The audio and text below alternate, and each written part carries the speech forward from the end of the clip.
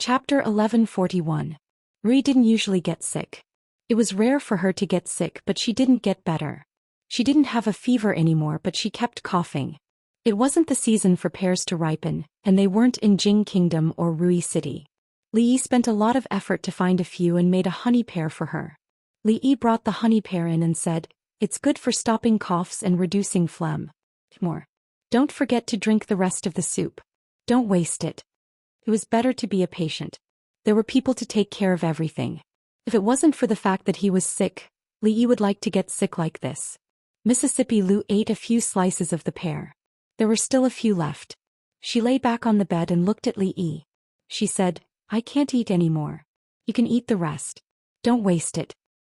"I'm not eating," Li Yi said firmly. Mississippi Lu looked at him. "Don't misunderstand. I'm not looking down on you." Li Yi looked at her and explained, "I'm just afraid that you'll infect me." Li Yi ate the few slices of pear in the end. Of course, it wasn't because he was worried that Rui would think that he was looking down on her and find a chance to take revenge in the future. He just didn't want to waste it. After all, it took a lot of effort to make this. Li Yi put down the bowl and looked at her. He asked, "What do you want to eat today? I'll make it for you." Mississippi Lu thought for a moment and said, "Steamed fish, sweet and sour pork ribs, Emming's tofu, wolfberry yam." Li Yi counted with his fingers. There were 8 dishes and 1 soup. He looked at Mississippi Lu and asked, "Are you a pig? Then make a bowl of noodles." Mississippi Lu shook her head and said, "Add more vegetables." Li Yi waved his hand. 8 dishes and 1 soup. I haven't cooked for a long time. I'm afraid that I'm rusty. Let me try." He rolled up his sleeves and walked out. Soon a sound came from outside the courtyard. "Sure, is the fish we bought yesterday still alive? If it's dead, ask Lin Yong to buy another one. There's no more tofu. Don't forget to ask him to bring another piece when he comes back. And yam, buy the thin-skinned ones." Mississippi Lu leaned on the bed and coughed a few times. She bent her legs and wrapped her arms around her knees. She looked out of the door in a daze. In the courtyard, Su looked at Changde beside him and said, "Old man Chang, why don't we make a bet on where Rui ranks?" Changde habitually cherished his words like gold. Su thought for a moment and said, "How about we make a bet? Between her and your princess, who will come first?" Changde looked at him and said, "Don't worry, if I see the Daoist nun, I will be lenient." "Why are you saying this?" Su glanced at him, then nodded and said, "I don't need you to be lenient. He's mine. You don't have to interfere in this matter." "Okay," Changde agreed without hesitation and turned to leave. Su was stunned. This old man usually liked to go against him. Why did he suddenly become so obedient this time? He was not used to it. He stood up and looked at Elder Tian, who was standing not far behind him, and said, "Don't tell me this old man's personality has changed? Don't you think it's strange? Whether he's changed or not, we'll talk about it later." Elder Tian looked at him and said, "Explain to me first, who is yours?" Li Yi was processing the fish in the kitchen. He looked back and saw that the courtyard was in chaos. He deeply felt that to be able to marry a grandmaster like Rui, who was as understanding and gentle as water, was a blessing accumulated over several lifetimes. Whoever married someone with a bad temper like Elder Tian would be beaten up every day. Fortunately, there was no one with such a temper in his family. Rui was gentle with Wanru, and Ruoqing and Zuemo never fought over anything. Xiaohuan was even less so. Although Wanru was a little domineering, it mostly manifested in business. She had not been idle these days either. She was busy evacuating many shops outside the capital region, and there were countless orders being sent out every day. Only Rui was an anomaly. Li Yi swore to train hard. The days before she became a grandmaster were his last chance. Although Mississippi Lu's recovery was slower, it was getting better every day. This made Li Yi finally feel relieved. Cold was a very general concept here. Every year there were countless people who lost their lives because of cold. Fortunately, Rui had a good physique and a good figure.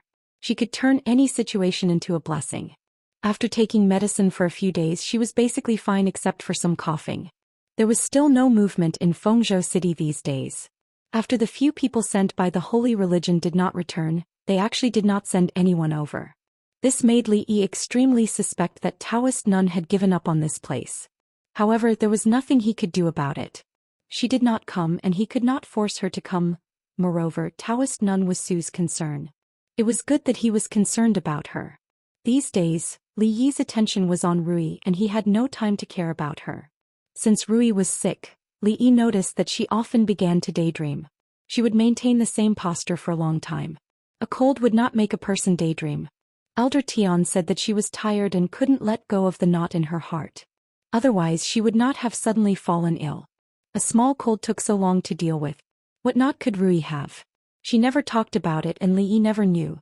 Was it because she had seen too many grandmasters these days and it stimulated her? Li did not know. He brought a bowl of medicine into her room.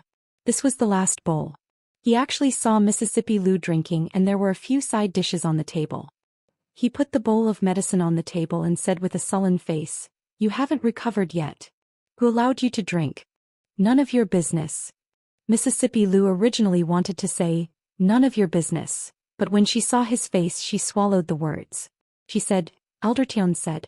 She said that my illness is no longer serious and it's okay to drink some wine." Li Yi sat down opposite her and snatched her wine jar. He weighed it in his hand and found that half of the wine was gone. He glared at her angrily, raised his head and drank the rest of the wine in the jar. This was a good wine from the provincial governor's mansion. After drinking so much at once, although she was not drunk, she was already a little dizzy. Considering her mood, he looked at her and said, "Forget it this time. Next time at least wait until you recover." He threw the empty jar aside and Mississippi Lu took out another jar from under the table. This was a provocation, a blatant provocation. Li Yi looked down and saw that there were no more jars under the table. Only then did he feel relieved and snatched the jar. He opened the seal and drank the small jar of wine again. He looked at Mississippi Lu and said, "Listen to me. When you recover I will drink with you. Drinking now is not good for your health. It will be troublesome if your illness worsens." Mississippi Lu sat next to him and looked at him for a long time. Suddenly she asked, "Why are you so good to me?" Li Yi looked at her and asked in surprise, "Are you drunk?" Mississippi Lu nodded. Li Yi held onto the table and said, "You are Rui's younger sister. If I don't treat you well, who should I treat well?" Mississippi Lu looked at him and said, "Look into my eyes." Li Yi turned his gaze and looked into her eyes. "Say it again," Mississippi Lu said calmly. "Why are you so good to me?" "Because you are." Li Yi looked into the pair of deep eyes that contained countless emotions and opened his mouth. "Because you are, because I am your younger sister?" Li Yi looked into her eyes but he could not say these words. "Because you are Rui." Li Yi looked at her and said, "The one and only Lu Rui in the world." Rui thought for a moment and asked, "Do you remember what you said that night?" "Which night?" "The night of your wedding. Others were Kong Rong's pair but the three of them were sisters' pair. On the night of his wedding with Ruoqing Zimo, he was locked out by Rui and Ruoqing Zimo at the same time. That night he and Rui drank and chatted happily. That was the closest he had ever been to Rui. Whether it was the distance or the spirit. Li Yi nodded and said, "I will support you." In fact, Li Yi rarely saw Rui smile. She would only sneer when she was beating him. When she really showed that kind of happy smile, Li Yi was disappointed to find that his heart seemed to have stopped beating. Clang. The wine jar in Li Yi's hand fell to the ground, not because Rui smiled but because of the soft touch on his lips. It was not a touch but a bump. Simple and violent. Fong walked in from outside and stood at the door. Seeing the situation in the room, he trembled and said, "Goo, goo goo goo." Mississippi Lu tilted her head to look at him and said lightly, "Get out." He quickly turned around and strode out of the room, closing the door on his way out. He stood in the yard and never felt that the sun was so hot today. He must be blind, very blind, so blind that he had hallucinations. Chapter 1142. Li Yi's mind went blank but he thought of many things in an instant. Did he take too little time to brush his teeth in the morning? Did he eat something that he shouldn't have eaten in the morning? Did he taste the medicine for Rui just now? Was it hot or bitter? Was his mouth filled with a taste that she didn't like? And he drank wine just now. He really shouldn't have. He still didn't know where to put his hands. Would it be weird if he just let them hang like that? Should he put them on her waist? Shouldn't a man and a woman put their hands on her chest when kissing? But if he put them on her chest, would she beat him up? Regardless of whether Rui wanted to beat him up or not, he really wanted to beat Fong up now. It wasn't a vigorous French kiss, nor was it an extraordinary passionate kiss. He didn't even stick out his tongue. Lips touched, lips parted. That was all. I like you. Rui looked at him with a very serious expression. It started a long time ago. But why is it you? Why does it have to be you? Li rarely saw Rui smile, but she would smile occasionally. He had never seen Rui cry, not even once. He didn't see her shed a tear, but after saying those 2 sentences, her face was already covered with tears. I like you, why does it have to be you? These 2 sentences didn't seem to have any logic, but Rui understood, and so did Li. No one understood the meaning of these 2 sentences better than them. He hugged her tightly. This was the first time that they were so close to each other. He looked at Rui and kissed her heavily, just like she had kissed him just now. The difference was that this time he stuck out his tongue. In the yard, Fong looked at the sloppy old man and said, "You win." He looked extremely puzzled and asked, "How do you know it's second, miss?" The sloppy old man shrugged. "I guessed it." As soon as he said that, a loud sound rang in their ears. Somewhere in the room, a door burst open and wood splinters flew everywhere. They could only see a white shadow disappear into the courtyard. Fong's expression changed and he hurriedly ran over. Li walked out of the room. He stood in the courtyard in a daze for a long time. It wasn't until Fong kicked his butt that he came back to his senses.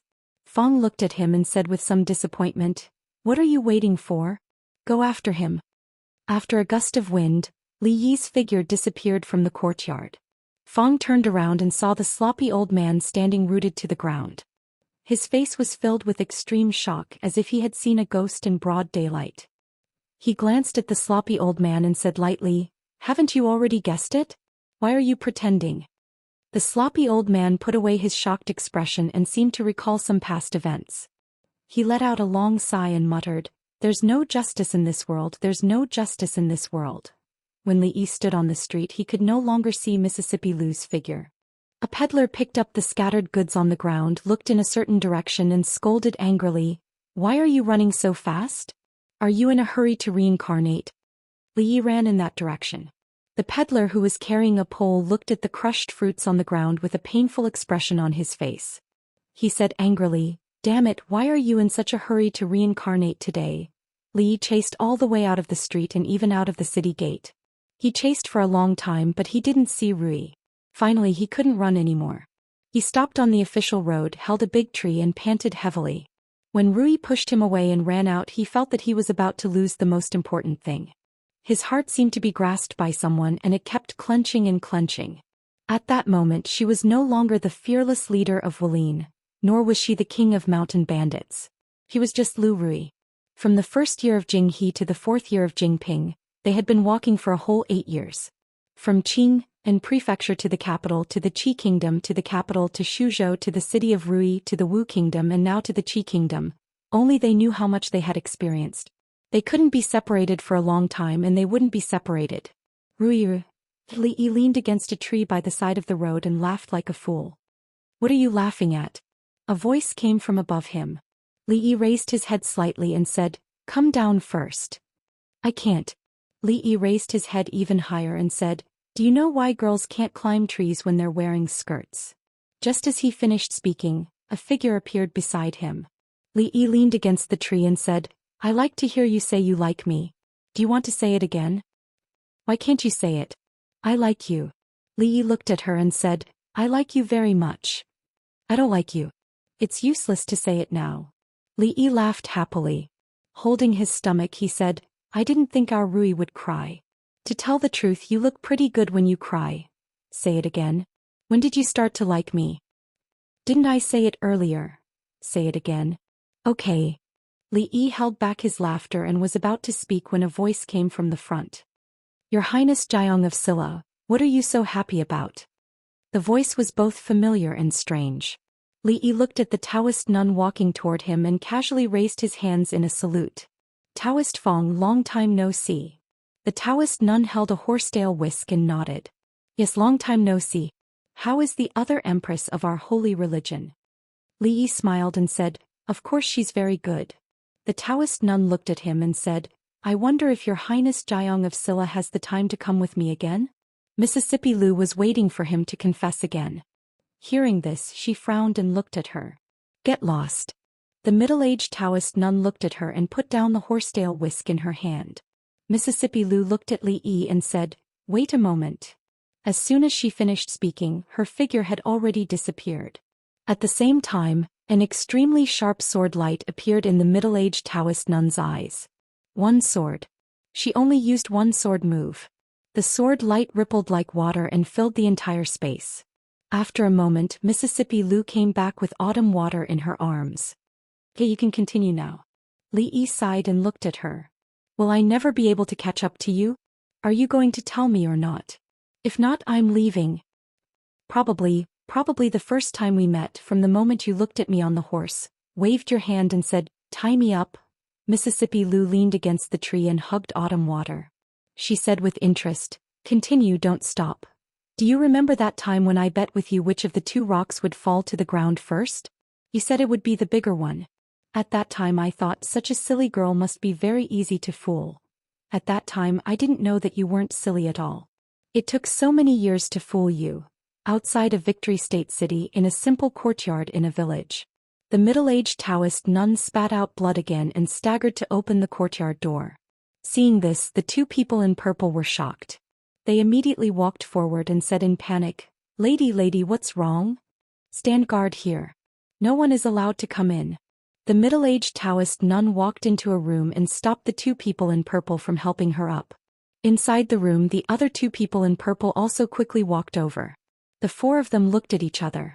In the next moment, 4 sword lights appeared in the small room. Chapter 1143. Li Yi felt that the heavens were too unfair. They were both only a step away from becoming a grandmaster. Why was it that when he kissed Rui broke through but he did not improve at all? Moreover, her breakthrough was the kind of breakthrough that could shock people to death. She had only become a grandmaster for 2 hours, but she could already beat the Taoist nun who had been stuck in the grandmaster realm for decades. Although this kiss was blissful and beautiful, so beautiful that it bubbled, but it also made one of the beautiful wishes in his heart, the wish that one day he could be the master of the world, completely become a bubble. He looked at Rui gloomily and said, "Why don't you try kissing me again? Maybe I can break through too." Mississippi Lu rolled her eyes at him and turned to walk forward. Li Yi hurriedly chased after her. "Why don't I kiss you too?" Outside Xingzhou City, in a small courtyard in a deserted village. Inside the room, the smell of blood assailed the nostrils. Taoist nun held a horsetail whisk in her hand and slowly sat down. The room was covered in blood, and the 4 men in purple lying on the ground were moaning in pain. When did it start? She covered her mouth and coughed a few times, wiping the blood from the corner of her mouth. Her voice was emotionless. One of the men in purple was lying at her feet. His throat made a sound like a broken bellow and he kept coughing out blood. He coughed for a long time before he said, This subordinate has been following Her Highness since 20 years ago. Today's ending is all of it is my own fault." After saying this, he seemed to have used up all his strength. His chest was heaving up and down. After a long pause, he continued, "I don't beg you to spare my life. I only hope that you can give me a quick death so that I won't be wasting my time following you all these years." The middle-aged Taoist nun looked at him and said softly, "The guardian asked you to do this." None of the 4 men in purple said anything. "Come out." The Taoist nun coughed again and said, "Come out and tell me, why did you do this?" Creak. The back door of the room was pushed open and a figure came in from behind. Auntie. Fang Yu stood in the room and looked at her. He sighed and said, "Don't blame me." The middle-aged Daoist nun put the horsetail whisk on the table and looked at him, saying, "Give me a reason." "What reason do I need?" Fang Yu shook his head and said, "Only when Auntie dies and the holy religion is in my hands can I do what I want to do. What's the point of being a protector? What's the point of being a queen? What's the point of being an emperor? Do you understand? I want to be the emperor, but you won't let me." Fang Yu looked at him with a slightly ferocious expression and said, "The holy religion is the holy religion of our Fang family. You actually made me the right emissary and gave the token of the left emissary to a completely unrelated person. We're about to conquer the Qi kingdom, but what about you? You made that man surnamed Zhao the emperor. Did you ever consider my feelings when you did this? If you become the emperor, you'll be opposed by the entire Qi kingdom." The middle-aged Taoist nun was silent for a moment and asked, "Don't you want to avenge the Fang family? What do you mean by great enmity? Whoever wants to do it can do it." Fang Yu waved his hand and said, "The Jing kingdom is so powerful. With just us, we won't be able to get our revenge in this lifetime. Isn't it good to be the emperor of the Qi kingdom? Why do we have to go against the Jing kingdom?" The Taoist nun looked at him calmly. After a long while she lowered her eyelids. "You're the last male descendant of the Fang family. Your father entrusted you to me back then so that I could help you complete your great plan of revenge." She shook her head and said, "Even you don't care, so why should I?" After she said that, she couldn't help but cough a few more times. A few more blood-colored flowers appeared on the Taoist robe in front of her chest. She was already seriously injured and she was ambushed by those 4 people just now. Now her injuries were even more serious. She had wanted to stabilize her injuries as quickly as possible and then escape immediately. But now it was all too late. "Don't you dare use my father to pressure me," Fang Yu roared. "How many years has it been since the incident of the Fang family? Why should I be the one to avenge them? I don't want revenge. I just want to be the emperor. Whoever doesn't let me be the emperor, I'll kill them. Zhou Xian can't do it and neither can you. I've waited for so many years." A look of melancholy appeared on Fang Yu's face. He murmured, "I had placed all my hopes on the king of Shu, but the king of Shu of the Jing kingdom is a complete good-for-nothing. Zhao Zheng is also a good-for-nothing, but good-for-nothings are also useful. Zhao Zheng, that good-for-nothing, can make me the emperor of the Qi kingdom. I can't miss this opportunity. To hell with holy religion, to hell with vengeance. Can they be more important than being the emperor?" The middle-aged Taoist nun coughed a few more times. This time, the blood at the corner of her mouth was not wiped clean. She looked in a certain direction and said, "You shouldn't have come." Fang Yu looked at her and shook his head. He said, "Aunt, you know that I can't rest easy if I don't see you die with my own eyes." The middle-aged Taoist nun wiped the corner of her mouth with her sleeve again. She looked out of the door and said, "Come in." "Who's there?" Fang Yu's expression changed and he turned around abruptly. Li Yi and Rui walked in from the door. Behind them were Su, Elder Tian and Chang. The middle-aged Taoist nun looked up and said, "I've kept you waiting, haven't I?" Su's expression was extremely gloomy.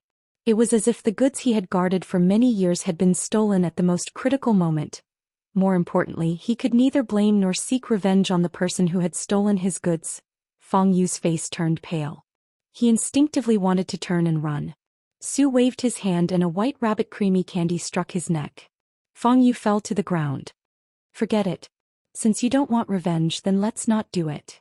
The middle-aged Taoist nun mumbled. "After all, only you can represent the Fang family." After saying this, her entire body seemed to relax. A smile that Li Yi had never seen appeared on her face. She looked at Mississippi Lu and said, 20 years ago I lost to Lu Qing in one move. 20 years later I lost to you in one move.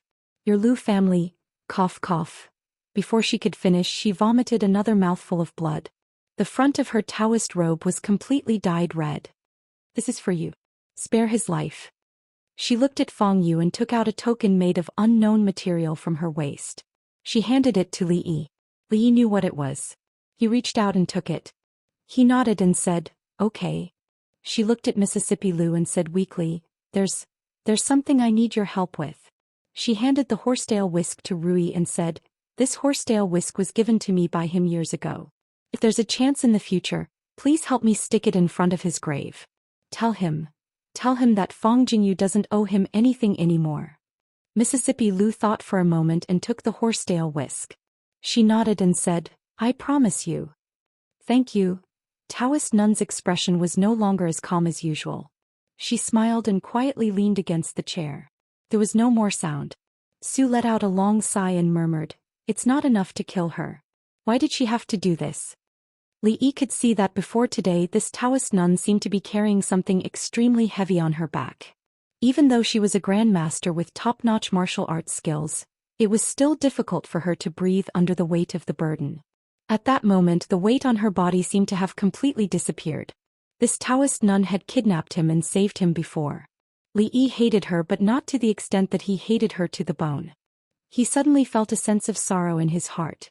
He did not know if it was because of the passing of a grandmaster, or because an old friend he had known for a long time had passed away right before his eyes. Mississippi Lu's eyes were also a little red. Li Yi held her waist and let her head rest on his shoulder. He patted her back to comfort her. Then he felt a hard pinch on his waist. There was one less grandmaster in this world. There was a new grave outside Xingzhou City. The coffin was personally made by Su using an old tree in the courtyard. The grave was dug by Chong.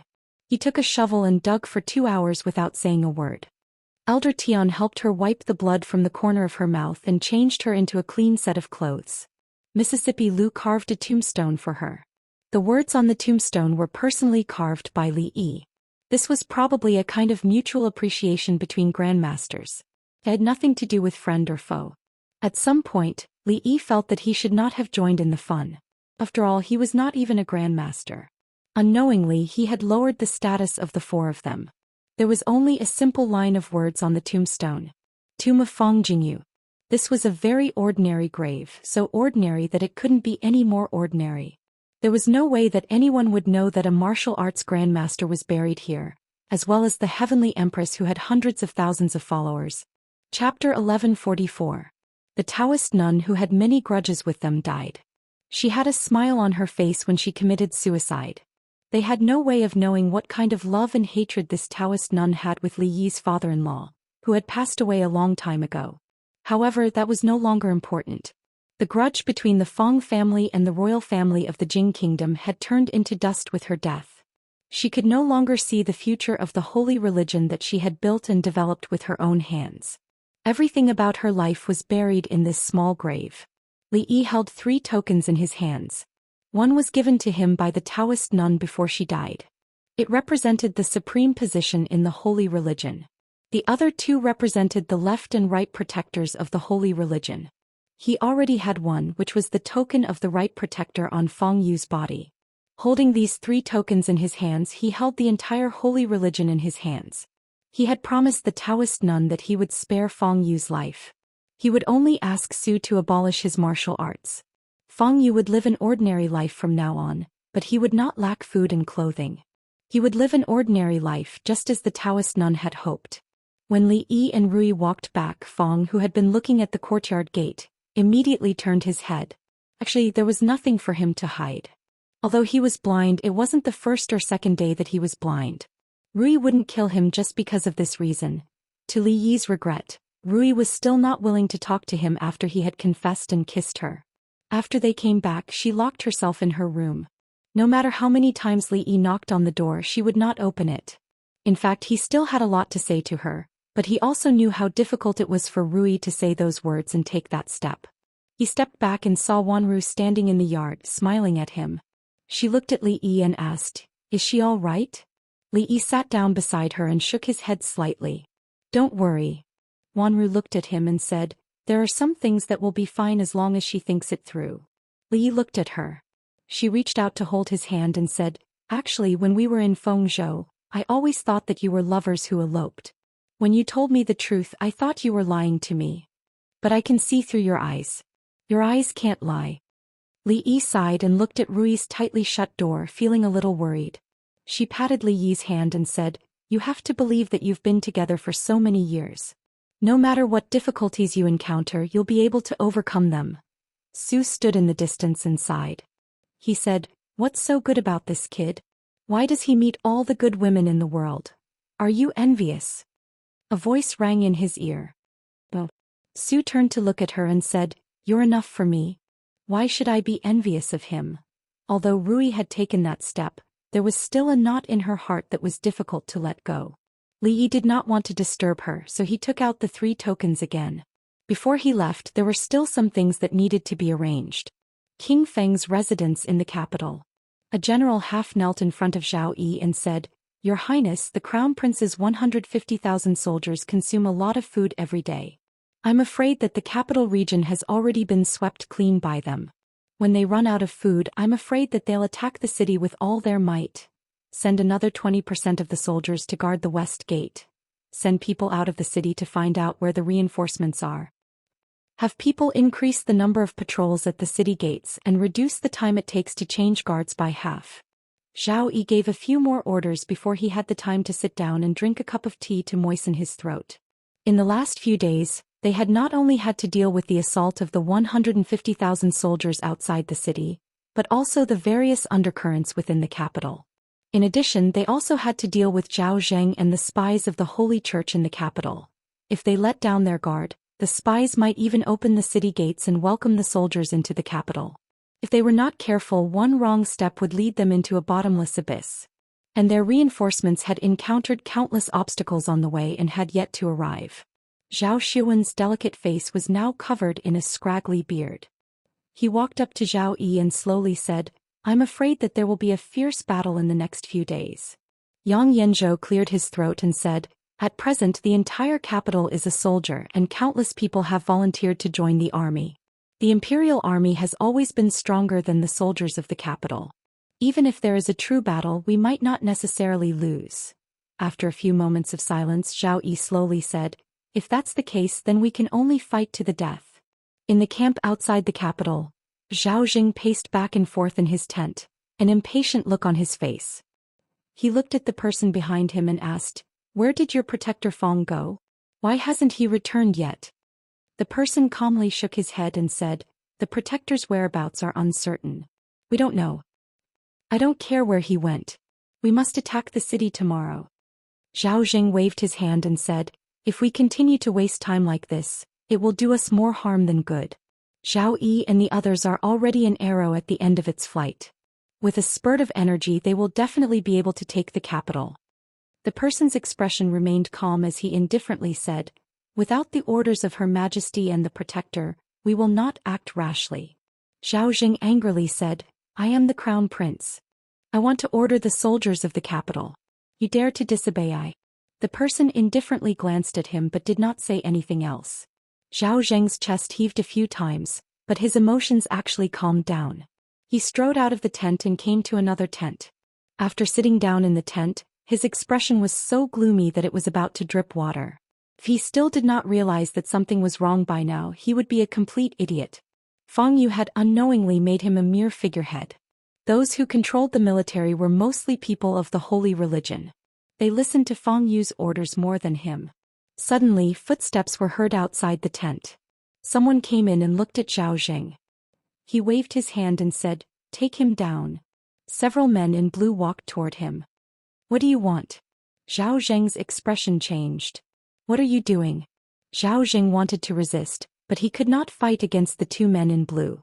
With a fierce expression he shouted, "Where is Feng Yu? Get Feng Yu to come out and see me." "Feng Yu can't come to see you." Su Jing looked at him and waved his hand. "Take him away." More than half of the high-ranking generals of the 150,000 soldiers had been infiltrated by Feng Yu and Daoist nun. No wonder Feng Yu was so obsessed with the throne of the Qi kingdom. He was only one step away from that position. If not for Zhao Yi's stubborn defense of the capital, the current Qi kingdom would have changed. Several generals who were still loyal to Zhao Jing were taken down immediately. The rest of the generals were elites of the holy religion. After seeing the three tokens, they immediately surrendered. Of the 8 purple-robed emissaries of the holy religion, 4 were dead and 1 was imprisoned in Victory Province. When they subdued the other 3, they did not encounter much resistance. Changde walked to Li Yi's side and suddenly asked, "What do you plan to do about the Qi kingdom?" Li Yi understood what Chang meant. The 150,000 soldiers in the capital region were all under their control. Taking down the capital would be a piece of cake. What Zhao Zheng and Feng Yu could not do, they could easily do. Of course, taking down the capital did not mean that they would be able to take over the Qi kingdom. After all, they were not the imperial family of Zhao. The Qi kingdom would not be in chaos like the Wu kingdom. After taking over the capital, the Qi kingdom would definitely be in chaos. What they would have to face next might be countless rebels. Li Yi did not want the Qi kingdom. He had no interest in being the emperor in the open or in the dark. In his heart, these things were not as important as seeing Rui smile again. Li Yi thought about it and said, "Let's return the favor." Chang nodded and said no more. The capital. The sky had just brightened when a general rushed into King Feng's residence.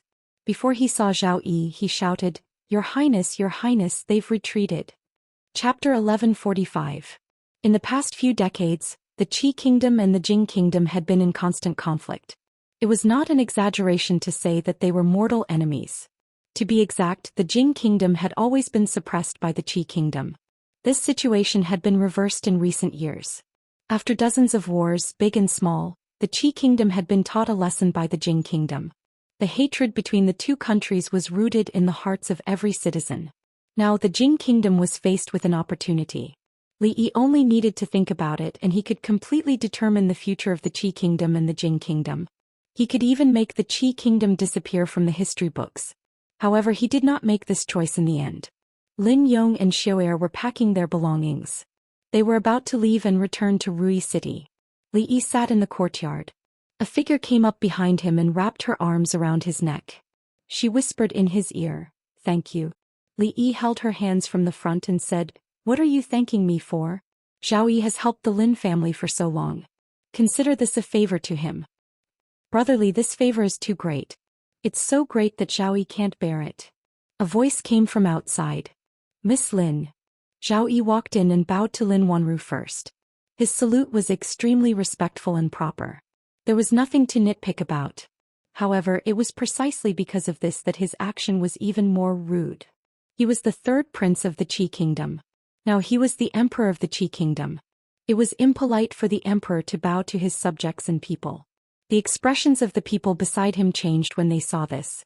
Only the god of fortune Qian and a white-browed monk remained calm. They knew what the third prince was bowing to, and they also knew that the lady in front of him was worthy of it. Because if it wasn't for her, the third prince wouldn't even have the chance to stand here and bow. "Greetings, third prince." Lin Wanru bowed slightly to Zhao Yi, then looked at Li Yi, turned around and walked back to her room. Li Yi gestured for him to sit down and said, "Thank you for taking care of Wanru all these years." Zhao Yi couldn't help but smile and said, "I only told him a few words and did a few things in passing. Brother Li's gift is a bit too much. I'm afraid Zhao Yi won't be able to repay this favor for the rest of my life." Li Yi waved his hand and said, "I'm just doing it out of convenience. You help me take care of Wanru and I'll give you Zhao Zheng. Or even, don't talk about owing me or repaying me." Behind Zhao Yi, someone's face twitched. Breaking the siege of the crown prince's 150,000 soldiers, solving the third prince's biggest crisis, and giving the capital to him, was this also called doing it out of convenience? Just what sort of person could make the third prince cast aside the chaos in the capital and rush over to meet with him? Zhao Yi looked at him and asked, "Brother Li, you're leaving?" Li Yi nodded and said, "I'm leaving today." Zhao Yi sighed and said with a tone full of regret, "It's a pity that Brother Li's ambition isn't here. Otherwise, you and I can join hands and accomplish a great undertaking." Zhao Yi's words were a bit strange. He was the third prince of the Qi kingdom and would soon be the emperor of the Qi kingdom. What great undertaking did he need the two of them to accomplish? Li Yi looked at him and asked, "What great undertaking?" Zhao Yi thought for a moment and looked at him saying, "The Lord of the World." The Lord of the World was exactly what it meant. Zhao Yi didn't want to be the emperor of the Qi kingdom, or rather he didn't just want to be the emperor of the Qi kingdom. He also wanted to be the emperor of the Jing kingdom, the Wu kingdom and the Zhao kingdom. He wanted to be the master of the entire world. Li Yi looked at him and suddenly asked, "Did I do something stupid?" Zhao Yi nodded and said, "You can say that."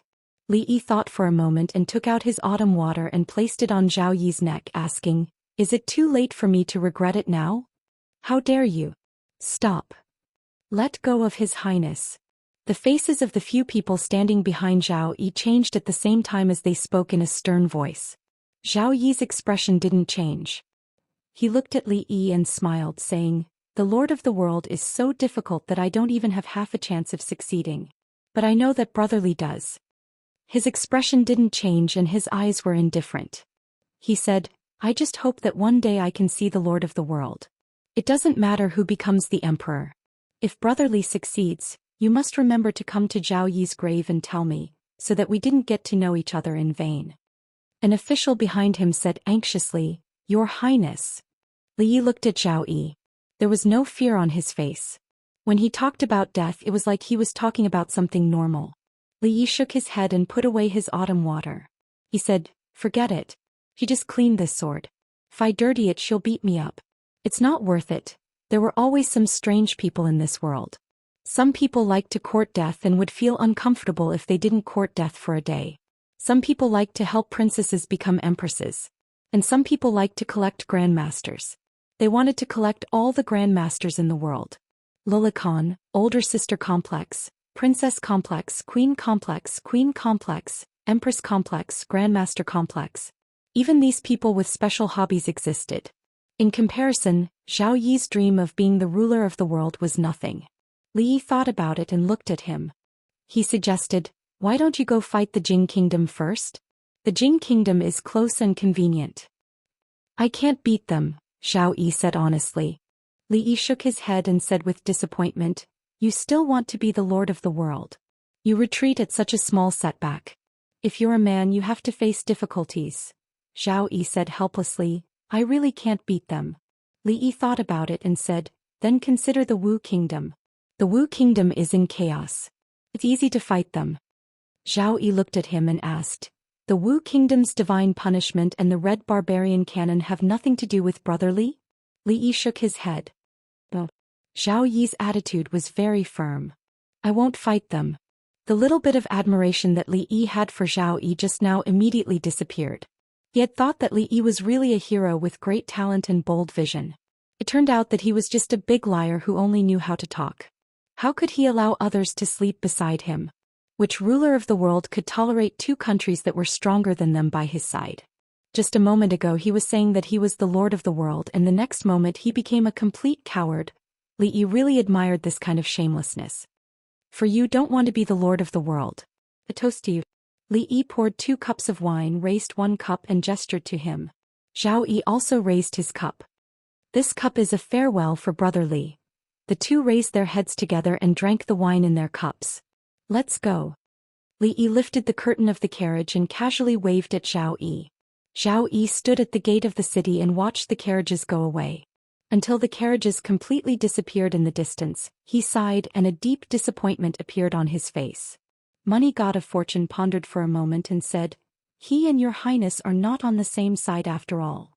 Zhao Yi nodded. When he raised his head, the disappointment on his face had disappeared. He said, "I only hope that the next time we meet we don't have to fight with swords." A person beside him couldn't help but look at Zhao Yi and ask, "Your Highness, since this person is so useful to us, why don't we keep him?" "Keep him?" A middle-aged man who had been standing behind Zhao Yi said, "Why should he keep him? Because of those 100 elites? If he has evil intentions towards your Highness, even if we increase the defense by 10 times, it will be useless." He looked into the distance and the fear on his face hadn't disappeared. He murmured, "Are all the grandmasters in the world from their family? Your Highness." The provincial governor of Xingzhou trembled as he walked to the third prince. He couldn't speak properly. Zhao Yi glanced at him and thought of the last thing that Li Yi had asked of him before he left. He pointed at a new grave not far away and said, "Have people repair the area within a radius of 100 zhang of that grave. Don't destroy a single blade of grass or tree within 3 zhang. After doing this, come to the capital to receive your punishment." The provincial governor of Xingzhou knelt on the ground and said loudly, "Thank you, Your Highness, thank you, Your Highness." Chapter 1146. Li Yi didn't know what kind of path Zhao Yi would take in the future, but for now he could be called a great ruler. However, since ancient times, there were so many people who wanted to rule the world, but how many of them did it in the end? The Jing Kingdom couldn't win and the Wu Kingdom didn't dare to fight. He unified the world with words. He could continue to dream of unification, but Li Yi just wanted to hold Rui and Wanru in his arms. Unfortunately, they wouldn't let him hold either of them. Along the way, Rui avoided him. She and Wanru were in the same carriage, so he couldn't see either of them. What kind of person was she? After confessing, she acted as if nothing had happened and didn't need to take responsibility. Bored, Li Yi took out 3 tokens and played with them in his hand. The token looked like jade and he didn't know what material it was made of. There was an azure dragon, a white tiger, and a blurry portrait of a woman which represented the Empress. The real leaders of the holy religion were the 2 goddesses and the 2 protectors. Ruoqing didn't need any token to prove her identity, because her face was the proof of her identity. Therefore the saint only had 3 tokens. Gathering all 3 of them together, even though they couldn't summon the dragon god, they had full control over the saint. This was Li Yi's goal a long time ago. However, now that he had achieved it, he didn't seem to be as happy as he imagined. Li Yi kept the 3 tokens and would give them to Ruoqing when he returned. Li Yi also asked Su Jing to remove all the spies planted by the holy religion in the Qi kingdom, including the generals who actually held power in Jiangyi, back to Rui City. These tricks were useless in front of Zhao Yi. Since Li Yi had withdrawn the soldiers besieging the capital and stabilized his position on the throne, he disdained playing around with these things. As for his lofty dream of unifying the world, let's wait and see for now. This trip will pass by Fengzhou, so Wanru has some time to make arrangements for the Lin family. The Lin family's jewelry business and other businesses had been separated by her a long time ago. She had handed over the Lin family's assets to the Lin family to manage. As for the cloth, clothes, liquor and perfume, they were the dowry she had prepared for herself. A person's energy was limited. No matter how much money he had, it was useless. After discussing with her, Li Yi decided to gradually withdraw from the market of the Qi Kingdom. If the merchants of the Qi Kingdom wanted to buy these goods, Rui City was a good place to do so. When she entered the house, Ruoqing did not have to be so busy. They walked and played along the way. Zhao Yi had already cleaned up all the provinces and mansions of the Qi Kingdom. After the turmoil this time, the Qi Kingdom's vitality was greatly damaged. It would probably take a long time to recuperate. Zhao Yi had just ascended the throne, so it would also take a long time to stabilize the situation in the court. They stayed in Fengzhou for about 5 days. After thoroughly making arrangements for the Lin family, they set off again. Rui City. Rui, Ruoqing and Zumo had already returned. They were not surprised that Wanru came back with them this time. Li Duan walked around the room. With his hands clasped behind his back, he walked up to Wanru. He opened his mouth and immediately closed it. Wanru looked at him and asked in confusion, "Duaner, what's wrong?" Li Duan asked in confusion, "Should I call her aunt or mother?" Wanru's face turned red. Rui walked to his side and said, "You'll have to call her mother in the future." Li Duan nodded, not really understanding what she meant. "Mother." He looked up at Wanru and called out with a smile. Indeed, there was no difference between aunt and mother. Wanru's aunt became mother when she came back with his father. Little aunt should also become mother when she came back with his father, right? She would not spank him in the future, would she? Then he ran to Mississippi Lu's side and said happily, "Mother." The room suddenly became a little quiet. Wanru looked at Li Yi and quickly looked away. Ruoqing and Zumo looked over in confusion. Xiao Huan was stunned, and then a happy expression appeared on her face. Rui looked at Li Duan, shook her head and said, "Duaner, have you even forgotten your aunt?" A trace of panic appeared on Mississippi Lu's face, but she quickly calmed down. She picked up Li Duan and said, "I'll go out and talk to Duaner. He will remember soon." Li Duan was spanked and ran away with his hands covering his butt. He no longer dared to call Rui mother. When only he and Rui were left in the room, Rui picked up the horsetail whisk and said, "I just thought of something when I heard you say it." When father was still alive, he mentioned it a few times. At that time, Rui was still young and may not remember. Rui sat on the bed and said, "Father said that when he was young he went out to wander in Jianghu and once met a woman. He said that the woman was carrying something very heavy on her back. They were not the same people, and then it was left unsettled." Rui carefully put down the horsetail whisk and said, "I was not old at that time and didn't understand what father said. I didn't expect that the Daoist priest was the woman that father met back then." Rui didn't know much, and Li Yi only heard a few words, not of vigorous love and hatred. Li Yi held her hand and said, "The dead are gone. Let the past be the past." Rui nodded. Li Yi looked out of the window for a long time and then looked back at Rui with a serious expression. He held her hand and said, "When we were in Victory State, something happened." He decided to tell Rui about it as soon as possible. He couldn't leave this problem to Rui. Rui looked at him and asked, "You want to talk about Rui, right?" At this moment, the feeling in Li Yi's heart was hard to describe with words. He looked at Rui and there seemed to be thousands of thoughts in his heart. He thought for a long time, opened his mouth but still didn't say anything. Rui smiled and said, "Becoming a supreme power is Rui's wish since she was young. I'm happy for her." Li Yi shook his head and said, "I'm not talking about Rui's breakthrough." Rui looked at him and shook her head slightly. She said, "Let me finish first, husband." Li Yi nodded. "Rui is 2 years younger than me. We grew up together. My father and mother passed away early, so I had to take care of her since she was young. I gave in to her in everything and didn't want her to suffer any grievances. But actually all along it wasn't me who gave in to her." Rui tightened her grip on his hand and said, "Rui has been stubborn since she was young. Sometimes she doesn't even listen to her father, but she has always listened to me. I don't need to give in to her at all because she won't fight with me for anything. At that time, father came back to buy pastries. She clearly liked them, but she always pretended that she didn't like them and left the last piece for me. Her favorite autumn water was actually left for me by father. I knew she liked it, so I didn't dare to show even a little bit of liking. Because as long as I liked it, she definitely wouldn't want it. Rui held his hand even more tightly and said, actually all along, it was she who gave way to me. Li Yi's hand hurt a little. This was a sign that Rui had lost control of her emotions. This was the first time she had said these words to him, and it was also the first time she had lost control of her emotions. Actually, she's more like a sister than I am. 2 streams of tears rolled down Rui's face. She leaned against Li Yi's chest and continued, she gave everything she liked to me. She gave the Grandmaster title to me.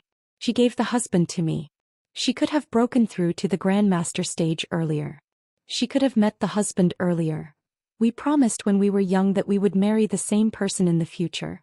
When Rui said this, Li Yi's chest was already wet. She sobbed, I'm the selfish one. I'm the one who didn't keep my promise. I'm the one who didn't keep my promise. Rui was already sobbing in his arms.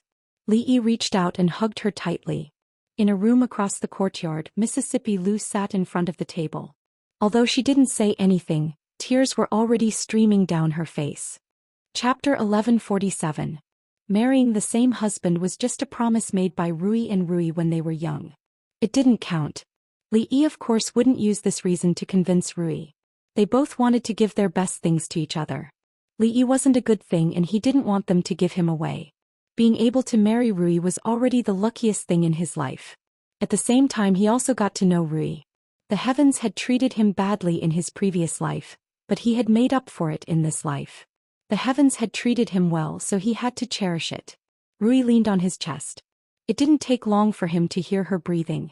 In these years, no matter how big the difficulties and obstacles were, she could calmly deal with them. Most of the time she was even calmer than Li Yi himself. It wasn't until that moment that Li Yi realized that he had never truly understood Rui. He gently placed her on the bed and covered her with a blanket. She had just gone through a series of emotional ups and downs. She needed a good rest. Li Yi walked out of the room and came to the courtyard. He thought for a moment, then walked out of the door and into another courtyard. He walked to the door of a room in the courtyard and knocked on the door. No one answered. The door was unlatched. He pushed the door open and found that Mississippi Lu wasn't in the room. There was a piece of paper on the table with a line of words written on it. I'm going out for a walk, no need to look for me.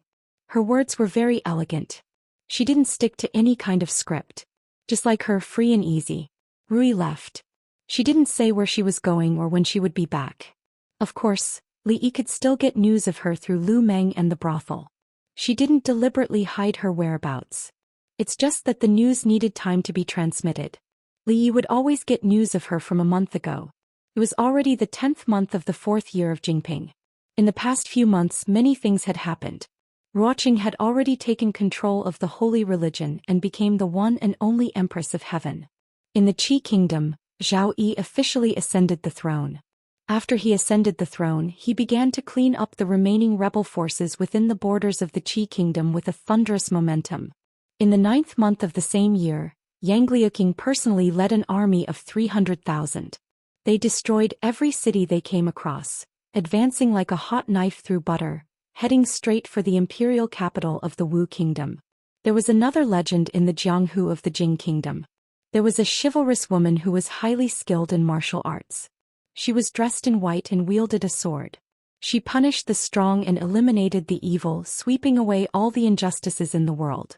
It was unknown how many people who used their power to bully others fell into her hands. She fought the underworld and punished the corrupt officials, gaining the unanimous approval of the common people. The name of the White Fairy was unparalleled among the common people. Li Yi held Li Jin in his arms. Li Duan and Li Mu moved a small stool and sat in front of him, listening to him tell the story of the fairy in white. Li Jin was still young, so she naturally did not understand. But she still lay quietly in Li Yi's arms, blinking her big eyes and looking at him. It was in the nature of a child to play. Soon he became restless. Yong Ning carried him to find Ruoqing. Li Duan pulled Li Mu to the side. He who had made great progress in his lightness skill, could not wait to show how he could jump to the top of the wall. Both the brothel and the martial arts world were under her control. Therefore, the news that the famous white fairy in Jianghu was the current leader of the martial arts world was not widely spread. It was only spread in a small circle. It had always been Rui's dream to be a chivalrous woman. Apart from being the king of mountain bandits, her dream was to overturn the whole Jianghu with one sword. During this period, almost every 2 days, there would be news of her deeds reaching Li Yi's ears. He sat in the yard looking into the distance. "Husband," Rui walked over and sat beside him. She said, "Go and find Rui." "Husband." Xiao Huan had not changed the way she addressed him. She held his arm and whispered, "I miss second lady too." Li Yi looked at them and then at Ruoqing and the other two standing beside him.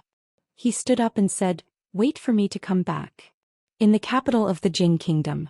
In the past few years, the people in the capital had been living happily. If the happiness index of the people in each country was ranked, the people in the capital would be ranked second. No other country could be ranked first. The Wu Kingdom. The Wu Kingdom, needless to say, had been divided a few years ago. Until now, it had not been completely unified.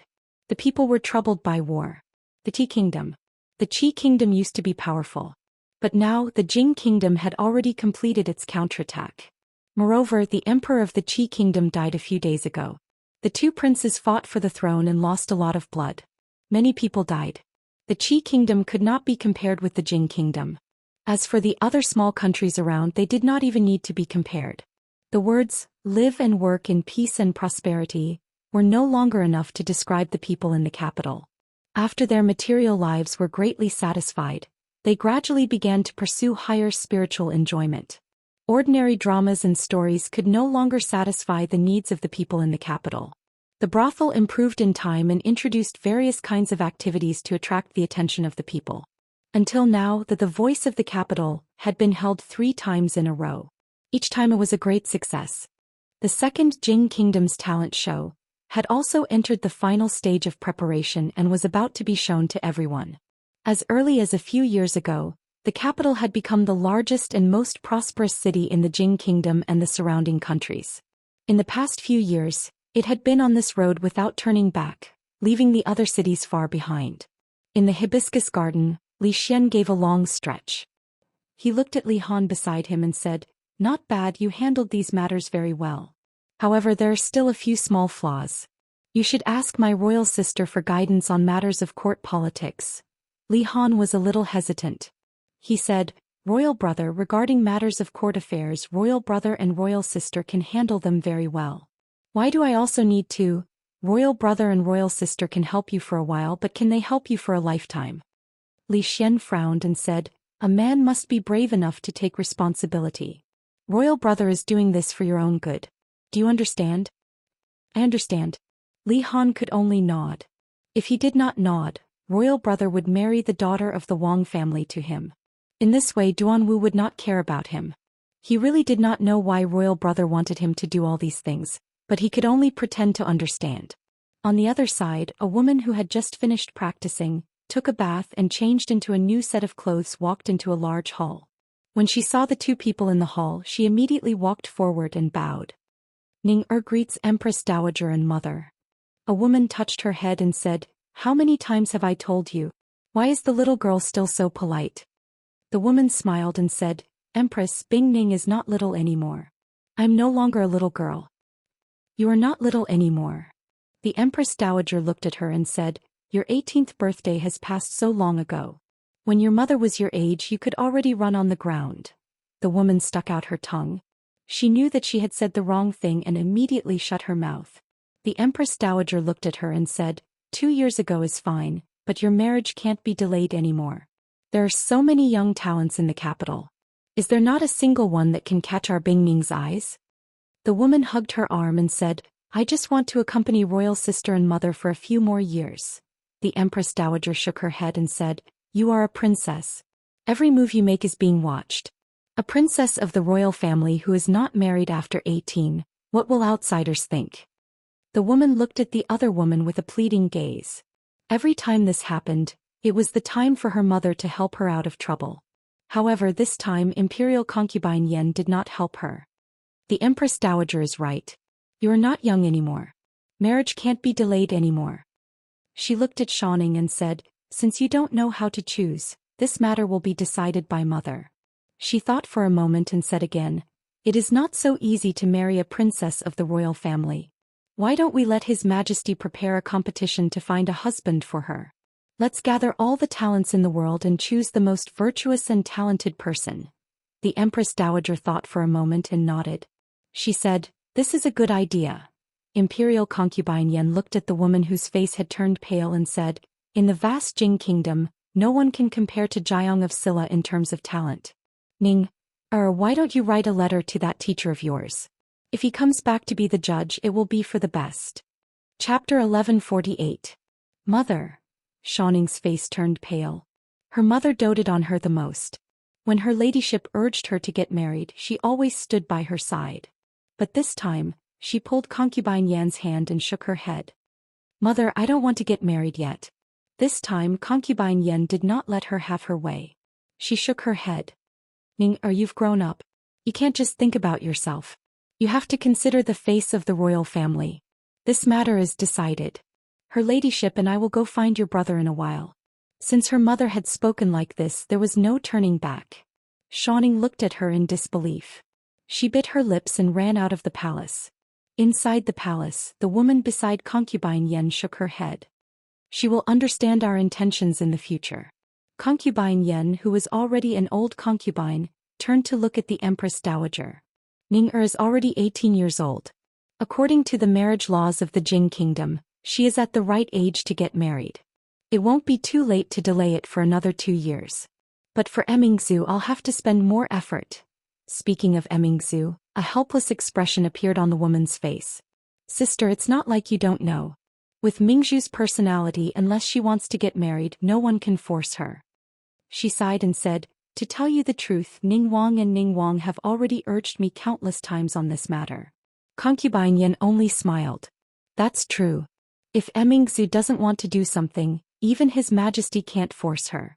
However, I feel that Emmingzu already has a plan in mind. We don't have to worry. Even if she already has a plan, she should tell us. I'll talk to her in a few days.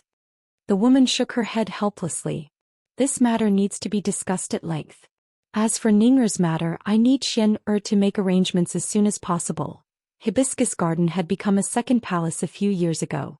In reality, other than the morning court and the regular ceremonies, the original palace was no longer of much use. Of course, most of the imperial guards guarding the palace had been transferred to Hibiscus Garden.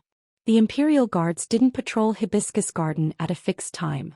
From the outside to the inside, the frequency of their patrols varied from day to day. The academy had provided hundreds of algorithms, and each day, a random one would be chosen. In principle, no one would be able to figure out the patrolling pattern of the imperial guards, and naturally no one would be able to barge in from the outside. A group of imperial guards had just patrolled past one of the palace walls. In less than the time it took for half an incense stick to burn, they returned from another direction.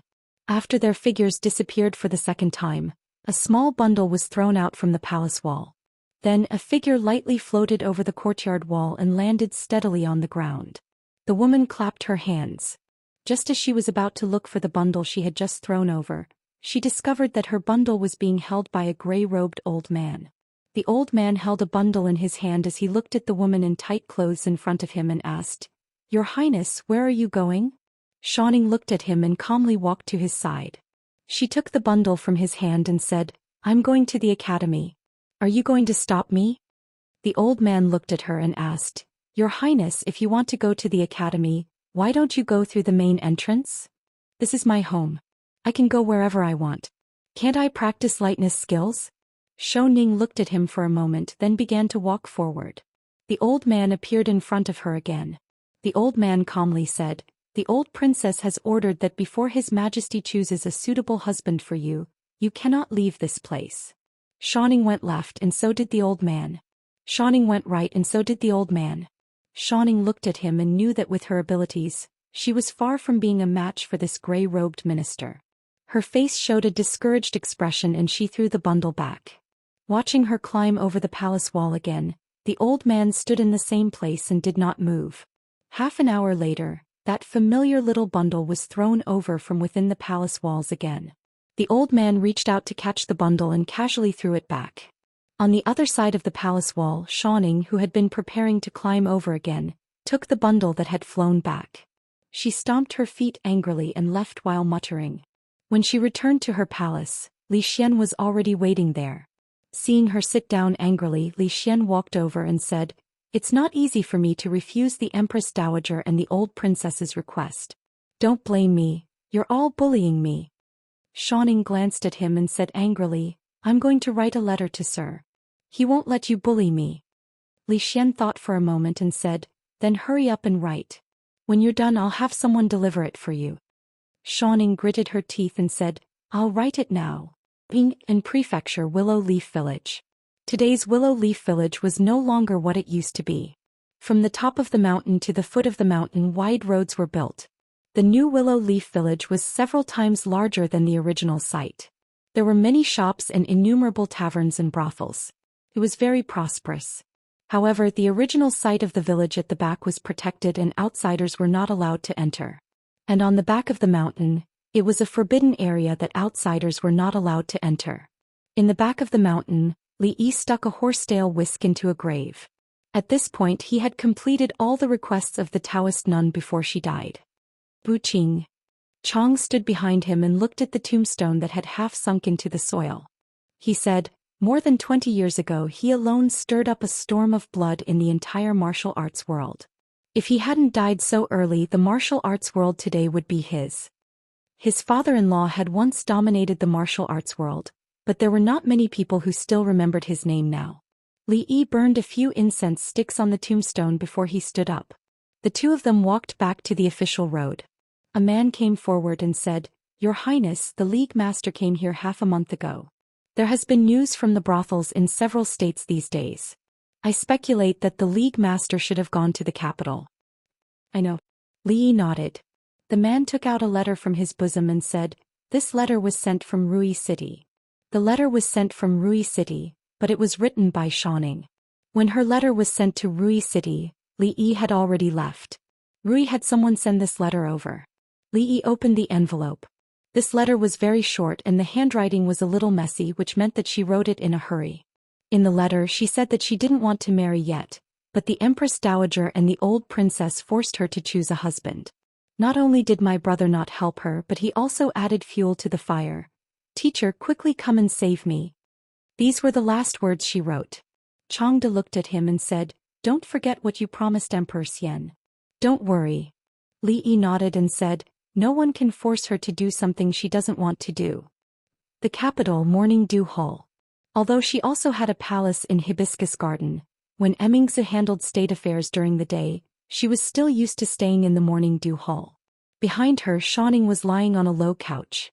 Her feet were bare and her calves were raised. As she licked the sugar figurines, she swung her legs back and forth. Li Mingzhu read through a memorial, then turned around and looked behind her. The young talents from all over the world have already arrived in the capital, and the selection of the emperor's son-in-law is about to begin. "Can you still sit still?" Xianxia flipped to a new page of the Mandarin duck handkerchief in front of her and said, "Of course, what's there to be afraid of? In any case, teacher will come and save me." She swallowed the sugar figurines and looked at Immingsu. She blinked and asked, "I haven't seen teacher for many years. Sister, do you want to see him?" Immingsu didn't answer. Xianxia got off the bed and said, "In any case, I want to go with teacher this time." Immingsu shook her head and opened another memorial. But in the next moment she closed the memorial and looked outside the hall. A white-clothed woman walked in from outside the hall. She looked at her and lightly said, "Long time no see." Chapter 1149. After Hibiscus Garden became the political and power center of the capital city, the original role of the Imperial Palace gradually declined. However, the Imperial Palace was still the Imperial Palace. The security was still tight and it was almost impossible for an outsider to break in quietly, even if it was a martial arts master. The woman walked in from outside the hall. Immingsu did not care that someone had broken into the Imperial Palace. She looked at her and did not move her eyes away for a long time. "Sister Rui." Xianxia jumped off the bed and ran to her barefoot. She grabbed her arm and asked excitedly, "Sister Rui, you are back." "Where is Sir? Is he back?" Where's he now? She ran out of the hall barefoot and looked around. She ran back and asked with disappointment, Sister Rui, where is Sir? Mississippi Lu looked at her and said softly, he is not back yet. Xianxia was a little disappointed. However, she was happy when she thought that Sir would come back sooner or later. She had already seen Sister Rui. Would it be too late to see Sir? Immorse stood up and looked at her. She said softly, Bing Ning, go out for a while. I have something to say to your Sister Rui. Xianxia nodded. She looked at her royal sister and Sister Rui. She put on her shoes and walked out of the hall. Immorse stood in front of Mississippi Lu. After a moment of silence she asked, are you here to show off? Mississippi Lu looked at her. Her face was originally calm, but in the next moment she showed a charming smile. She nodded and said, yes, I am here to show off. The two of them were once strong opponents. In terms of looks they each had their own merits. In terms of martial arts they were evenly matched. Li Mingzhu had the advantage in terms of her status as Princess Royal, while Lu Rui's breasts were bigger. If one were to consider it carefully, the two of them were even. But now it was different. She still had an advantage because of her status, but she lost in terms of body size. However, this identity was the only thing she could use to show off. Lu Rui had already become a grandmaster. She had taken that important step before her. How could she not know how to take this step when they were both in the same predicament? This meant that she was not only one step ahead of her on the road of martial arts, but also on the road of life. This was related to who was older and who was younger, who was older and who was younger, who was older and who was younger, who was older and who was younger, who was younger and who was younger, who could challenge who. She thought for a moment and asked, why didn't he come back with you? Second young lady Lu did not answer. The atmosphere in the hall fell into silence. Li Mingzhu looked at her and suddenly laughed, saying, so you haven't won yet. When Shou Ning returned to the hall, he looked around and asked in confusion, Royal sister, where is Sister Rui? Li Mingzhu did not continue reading the memorials. Instead, she walked out of the hall and looked at the clouds in the distant sky. She left. Xianxia was even more confused. But I didn't see her go out just now. Immorse did not continue the topic. She looked at her and asked, the written exam will begin in 3 days. There are thousands of people participating in the first exam. Why don't you go and take a look at the exam questions?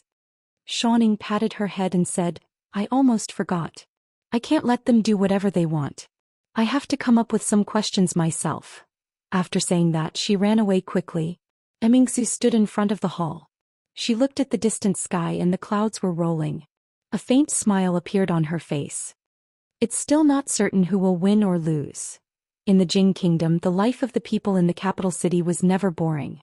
This was not only because of the endless new shows and talent shows, but also because they were in the capital city, so there was never a lack of new things around them. The gossip about a third-level official in the imperial court could only be regarded as a spice. It was not even qualified to be a topic of conversation. The love and hatred between Princess Royal and the mysterious Jiang of Silla had been spread among the people in several versions. There were even more versions about the story of His Majesty and Prince Jiang of Silla. In recent months, the Empress Dowager and the old princess were going to choose a husband for Princess Xianxia. It became a hot topic in the capital city and lasted for several months. Princess Xianxia was definitely a legend in the capital city. Not to mention the popularity of Xianxia College in the capital city and even in the whole Jing Kingdom. Her status as the Dean of the Women's College and the President of the Women's Union had made her second only to Princess Royal among the women in the Jing Kingdom. Princess Xianxia, who was already 18 years old, was still unmarried. This was extremely rare in the royal family. Of course, Princess Royal was already 24 years old and still single. This was not only rare in the royal family but also among the common people. However, Princess Royal was a special case in the royal family. Even the most reckless censor did not dare to mention this matter. Although the wealthy families in the capital city were not willing to marry the royal princess, Princess Xianxia was an exception. Not only was she beautiful but she was also very capable. If they could invite Princess Xianxia into their family, the family's future would be just around the corner. However, the selection of the emperor's son-in-law in the entire country had completely broken the boundaries of the aristocratic families. Regardless of family background, as long as they were healthy and between 18 and 25 years old, They were qualified to participate in this competition and had the possibility of becoming the prince consort. For most people, this was a chance to reach the sky in a single step. All the men of suitable age in the Jing kingdom were attracted by this event and traveled thousands of miles to the capital city. In a short period of time, the already bustling capital city was overcrowded with people. All the restaurants and inns were full. Even the villages dozens of miles away from the capital city had temporarily opened their inns. Of course, it was not that easy to become the prince consort. Who was Princess Xiao Ning? She was one of the two most dazzling pearls among the princesses of the royal family. Those who wanted to marry her could walk around the capital several times, hand in hand.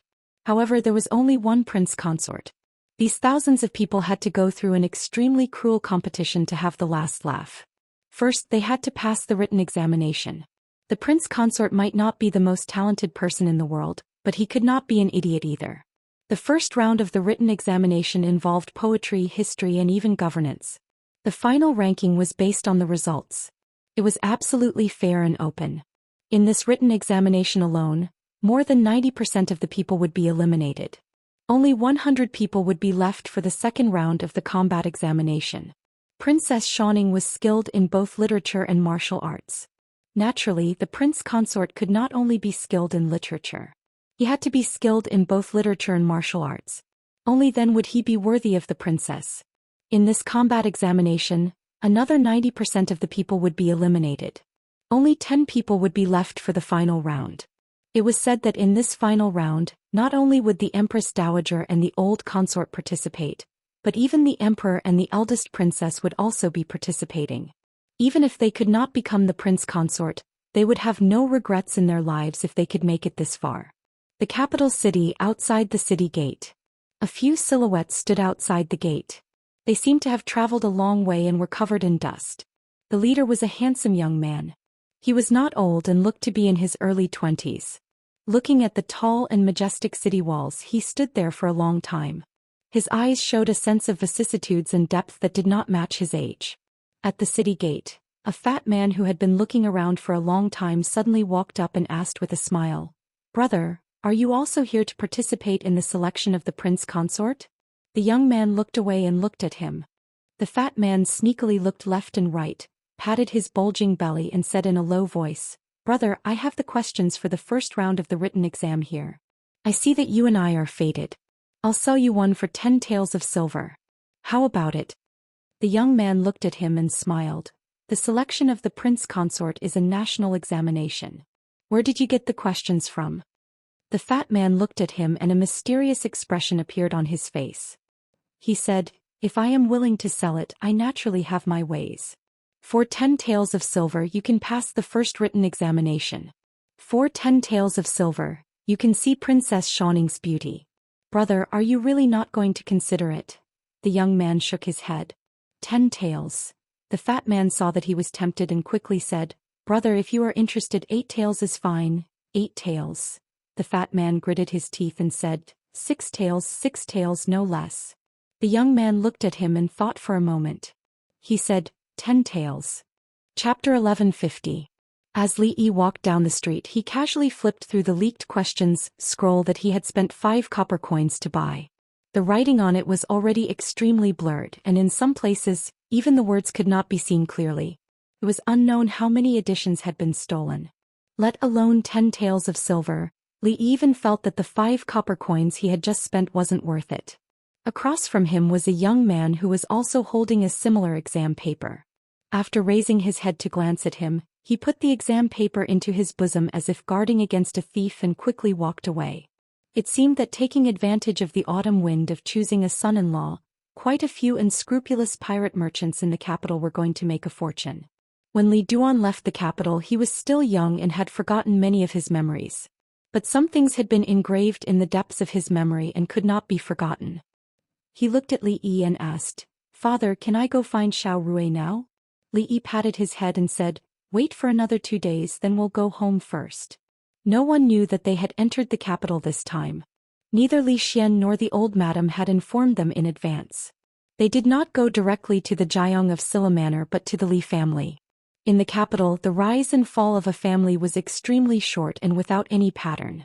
There was the Qin family from a few years ago, which was a duke and had been high and lofty for decades. But in a single day it declined and was no longer mentioned by anyone. There were also a few families that had risen in recent years, such as the Liu family and the Zheng family.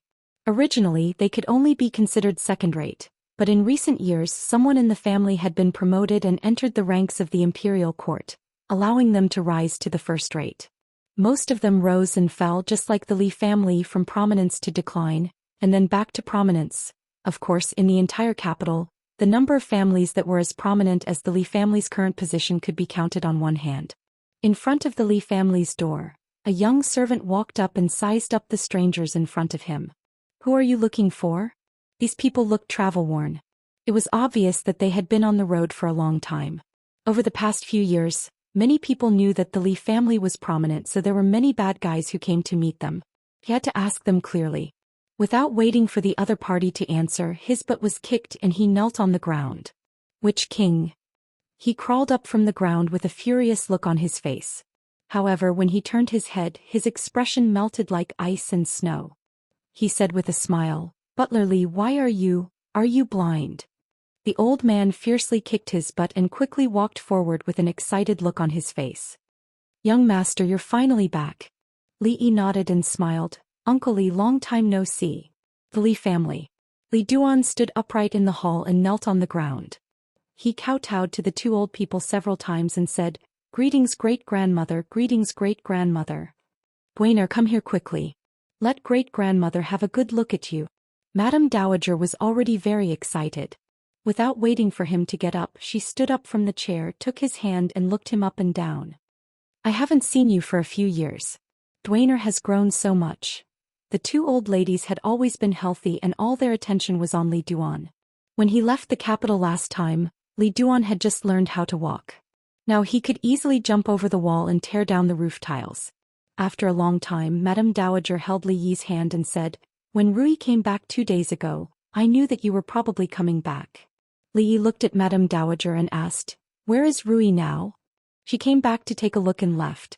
Madame Dowager looked at him and asked, "How long will you stay in the capital this time?" Li Yi smiled and said, "I'm not sure yet. But this time I plan to bring grandmother with me. Xuzhou is not much worse than the capital now." Madame Dowager nodded and said, "Yes, I want to go and see my precious great-granddaughter. She has been in the capital all her life and has long been tired of it." She thought about it and said, "Do you want me to send someone to inform His Majesty and the princess?" Li Yi shook his head and said, "Don't inform them yet. In a few days I will personally tell them." Li Yi didn't want to make such a big fuss at the moment.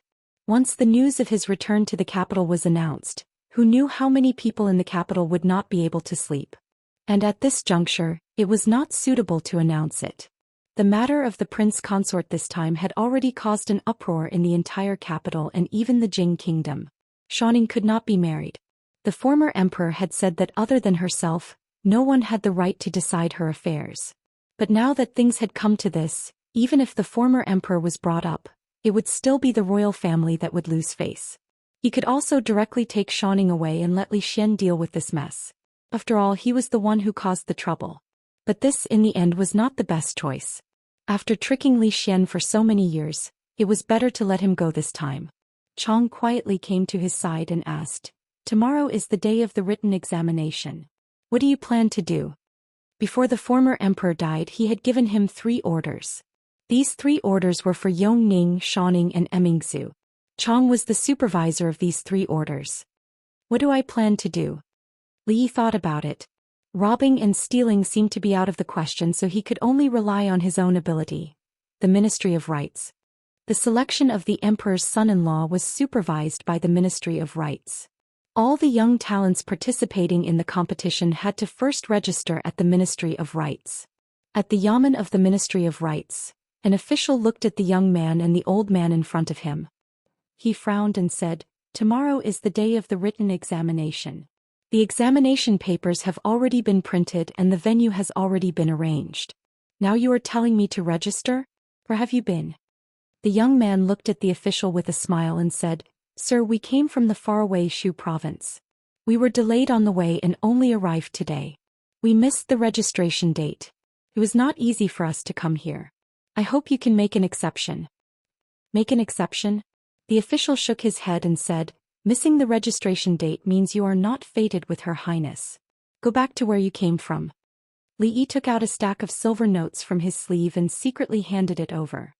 He said, Sir, please make an exception. The official glanced at it and estimated it to be a few thousand taels. His heart shook and he was about to reach out his hand when the old man next to the young man grabbed his wrist. The old man looked at him and said in a cold voice, as an important member of the Ministry of Rights, you dare to accept bribes? The official's eyelids twitched. He finally realized that these two people had come today to make fun of him. His expression darkened. He said, which eye of yours saw me accept bribes? You two have missed the registration. Hurry up and leave. Otherwise I will have people kick you out. Chong hooked his arm around the official's neck and pulled him to the side. When they walked out again, the official's forehead was covered in cold sweat. He looked at Li Yi and said in a trembling voice, young master, please wait a moment. I will immediately arrange for you. Seeing the official's expression, Li Yi knew that Chong was taking advantage of his position to bully people again. He had created the Intelligence Bureau. Although he had completely let go of it, he still had countless methods to make a lowly official from the Ministry of Rights listen to him. Of course, if it wasn't for the fact that Li Yi was wearing a mask today, his face alone would be enough for him to pass through all the yamens in the capital unimpeded. When he came out of the Ministry of Rights, he had already received the number plate for tomorrow's written exam. This written exam took up almost all the classrooms in the capital. The number plate in Li Yi's hand had already reached more than 100. It could be seen just how many people were participating in this written exam. Chong was not worried about this. Although Jiang of Silla never knew how to be shameless when he boasted, he had to admit that no one could beat him in this kind of competition, whether it was in literature or martial arts. After leaving the yamen of the Ministry of Rights, another few hundred meters was the palace wall. Li Yi stood on the wide street and looked at the familiar palace wall in the distance. He turned his head and said to Chong, you go back first. Lend me the plate just now. Morning Dew Hall. Emingzu was flipping through the memorials from the Ministry of Rights regarding the selection of the son-in-law. A palace maid came in from outside and said in a low voice, Your Highness, it's time to eat. Emingzu didn't raise her head and said, Put it down first. Yes. The palace maid responded and waved her hand. A few palace maids came in and placed the lunch that had just been sent over on the table. She was used to finishing her work before eating. But this time when she continued to flip through the memorials, her hands suddenly stopped. She lightly sniffed and looked at the table to the side. On the table, other than the usual dishes, there was also a golden plate of egg-fried rice. She hadn't eaten egg-fried rice in 5 years, but she could never forget this familiar taste. She put down the memorials and walked over. She picked up the spoon and took a small bite. She combed a strand of messy hair in her hair and a smile appeared on her face. Chapter 1151. Li Yi had been away from the capital for 5 years, and the capital had undergone earth-shattering changes. These changes were not only visible on the outside. Some of the landmark buildings were still there, but he was no longer familiar with most of the streets. The new generation had replaced the old in the court. The former Minister of Revenue, Qin Huan, had resigned due to illness 3 years ago, and Xing Shichen had replaced him. The Ministry of Revenue was busy and could not afford to be distracted. After becoming the Minister of Revenue, Xing Shichen naturally could not hold the position of the capital governor. The capital governor, Lu Dao's daughter-in-law of many years, had finally become a mother-in-law. With her keen political sense, she had become the capital governor as she wished. In addition, the Minister of Justice had also resigned due to illness, and the former Assistant Minister of the Ministry of Justice, Lu Yi, had temporarily replaced him. This period lasted for 2 years. His second uncle, Li Mingze, did not become the Minister of the Ministry of Personnel, but was transferred to the central government of the 3 provinces. At his age, there was still hope for him to be promoted in his future career. The old generals in the court also resigned one after another in the first year after the former emperor's death. During these 5 years, many young generals had been trained for the Jing kingdom through the military academy. Li Yi had received this information over the years. What he was looking at now was the tidying up of the intelligence reports over the years. Li Duan walked out from inside and walked to his side. Suddenly he smelled a familiar fragrance. He sniffed and said, Dad, I want to eat egg fried rice. Li Yi put down the things in his hands, stood up and walked to the kitchen. Li Duan happily followed behind and said, Dad, can I let Xiao Rui taste your cooking in the future? The 6-year-old Li Duan could already read. In these 2 years he and Xiao Rui had exchanged letters. Of course most of the time it was him who spoke and Li Yi who wrote. The content of the letters was very childish. It was mostly about how much he had grown and how he could jump from the ground to the top of the wall. He also promised to show it to her when they met in the future. Li Yi took out the steamed rice and casually asked, Duaner, do you want Xiao Rui to be your wife in the future? Of course. Li Duan nodded his head vigorously and said, We've agreed that when we grow up, I'll marry her so that we can always play together. If that's the case. Li Yi thought for a moment and said, Then why don't you make your own egg fried rice for little Rui to eat? If little Rui likes to eat the rice you make, she will often come to find you. Li Duan had a pensive look on his face as if he was considering it. After thinking for a while he walked to Li Yi and said, Dad, teach me how to cook.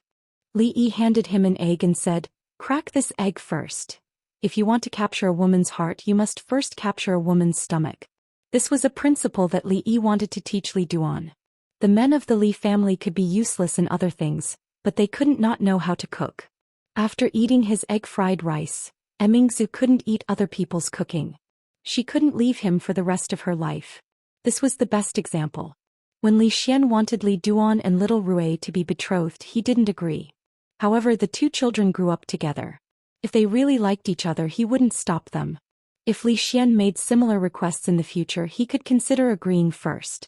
After all, Li Xian was very experienced in giving birth to daughters.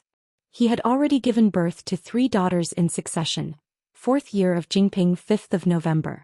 Today was the first day of Princess Xianing's husband selection. Li Yi was wearing the mask that Su Jing had prepared for him. When he walked out of the door he saw 2 people coming in from outside. The 17-year-old Duan Wu had already become slender and elegant. She was no longer the plain girl he first met. Li Han was also not as fat as before. The genes of the Li Xian family were very good. Among the princes and princesses none of them were ugly. The 17-year-old Li Han's childishness had long faded. He was a graceful and beautiful young man. However, the beautiful young man looked anxious at the moment. As he chased after the girl in front of him he explained, Duan Wu, believe me. I really have nothing to do with that sister of the Wang family. She just treats me as a brother. She treats you as a brother or something else. What does it have to do with me? Duan Wu glanced at him and walked into the house. When she saw Li Yi coming out from inside, a happy expression appeared on her face. She hurried over but stopped halfway. Only then did she remember that the news of her brother's return couldn't be told to anyone. Li Yi rubbed her head and realized that the girl now was no longer the little girl from before. As soon as he let go of his hand, a voice came to his ears. Li Han stood in front of Duan Wu and looked at Li Yi. He said with vigilance, Who are you? Duan Wu came out from behind him and said with dissatisfaction, Li Han, what are you doing? Li Yi looked at him and asked, Do you like my sister? Duan Wu blushed and twisted her hands together. She whispered, Brother. Li Han was startled and asked, You are Duan Wu's brother? Li Yi nodded his head and said, Although you are Prince Jin, if you want to pursue my sister, you still have to pass through me first. Although Li Han didn't know where Duan Wu's brother came from at this time, of course he couldn't be weak. He straightened his chest and asked, What do you want me to pass? I recently encountered a difficult problem in mathematics. As long as you can solve it, I will allow you to pursue my sister. Li Han almost laughed in his heart. It seemed that Duan Wu's brother still didn't know that he was the dean of the mathematics school. In the whole capital, the whole Jing kingdom and the whole world, who was he afraid of? He was afraid of one person, but that person wasn't in the capital. He wasn't here, so the field of mathematics was his, Li Han's world. He looked at Li Yi and said with a smile, What is the problem? Tell me. It's very simple. You just need to help me prove that any even number greater than 2 can be written as the sum of 2 prime numbers. Li Yi looked at him and said, I still have some things to do. When this problem is proven, come back here to find me. After Li Yi finished speaking, he turned around and walked out. If he delayed any longer, he would miss the first written exam. There were a lot of people participating in this written exam. Just the exam venue alone, there were more than 100, and it involved more than 10 academies in the capital. Coincidentally, Li Yi's exam venue was Xianing Academy. This was the academy that he had given to Xianing many years ago. He entered the academy, took out his token, found the classroom and walked in. The exam had not started yet. There were about 40 to 50 people in the exam venue. They were all sitting at their desks, looking straight ahead, quietly waiting for the exam to start. "Brother, do you want the latest version of the secret prediction scroll?" Not long after Li Yi sat down, he suddenly heard a voice. He turned his head and saw a fat man. The fat man saw him and exclaimed, "It's you." Li Yi had a deep impression of this fat man. This was because when he first arrived in the capital, before he even stepped through the city gates, he was sold a set of leaked secret scrolls. The fat man had an even deeper impression of him. The person in front of him was the only one who bought a secret scroll that was worth 10 taels of silver from him for 5 copper coins. Li Yi looked at him and asked, "What, there's a new secret prediction scroll?" This fat man was also a talent. He could actually sneak into the exam venue and sell fake exam papers to the examinees. He realized that all the fat men he knew were good at doing business. Li Yi looked at him and said, "Same rules, one price, 5 copper coins." The fat man looked at him and silently walked to the front of an examinee. He asked in a low voice, "Brother, the latest version of the secret prediction scroll is sold cheaply for 10 taels of silver. Do you want it?" That person turned his head to look at him and said in surprise, "There really is a secret prediction scroll? Really?" This fatty clearly had a nimble tongue. He was extremely eloquent and his tongue was like a lotus flower. After circling around the exam hall, his bulging belly actually reduced a bit. He walked in front of Li Yi again and pulled out a test paper from his belly. He said, "This is the last one. 5 words it is." Li Yi touched the cuffs of his waist and looked at him. He said, "I'm sorry, I didn't bring any money with me." The fat man angrily sat down next to Li Yi and didn't say another word. 5 copper coins was fine, but he actually wanted to take it for free. He had seen black-hearted people, but he had never seen someone as black-hearted as himself. Just as he sat down, an examiner came in from outside. He scanned the crowd and said seriously, "Anything unrelated to the exam, put it all at the front. If it is discovered during the exam, it will be treated as cheating and your right to take the exam will be revoked." Li Yi looked at those people dejectedly, put the papers they had just bought on the table. A few more people walked down and carefully checked the papers. The examiner then cleared his throat and announced, "The written exam will now begin."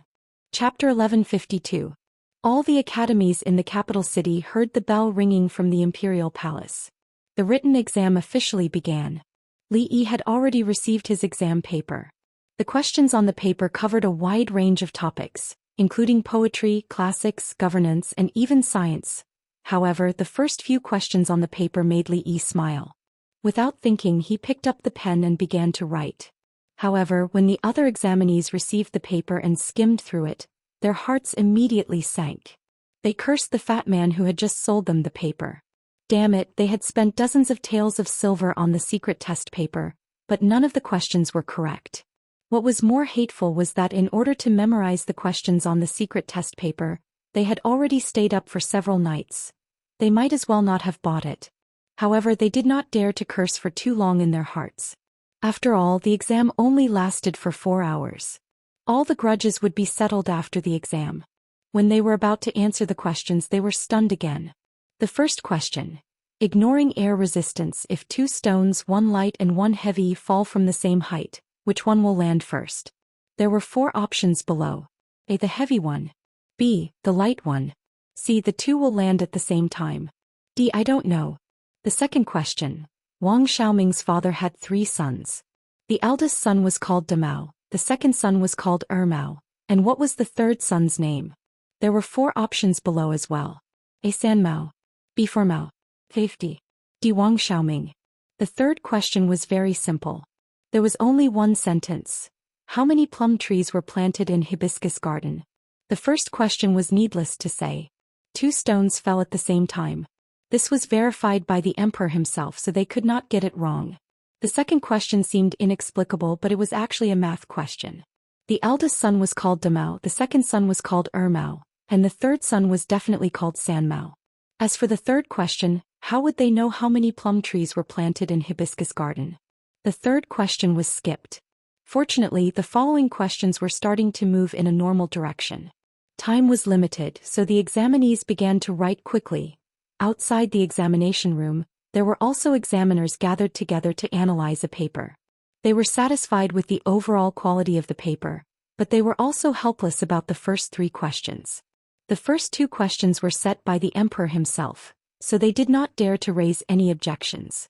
The question of the 2 stones falling to the ground had already been decided. If anyone still answered incorrectly, they would have to suspect that they were spies sent by other countries.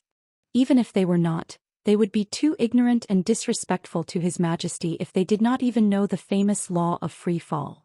Therefore, anyone who answered incorrectly on the first question would be directly eliminated.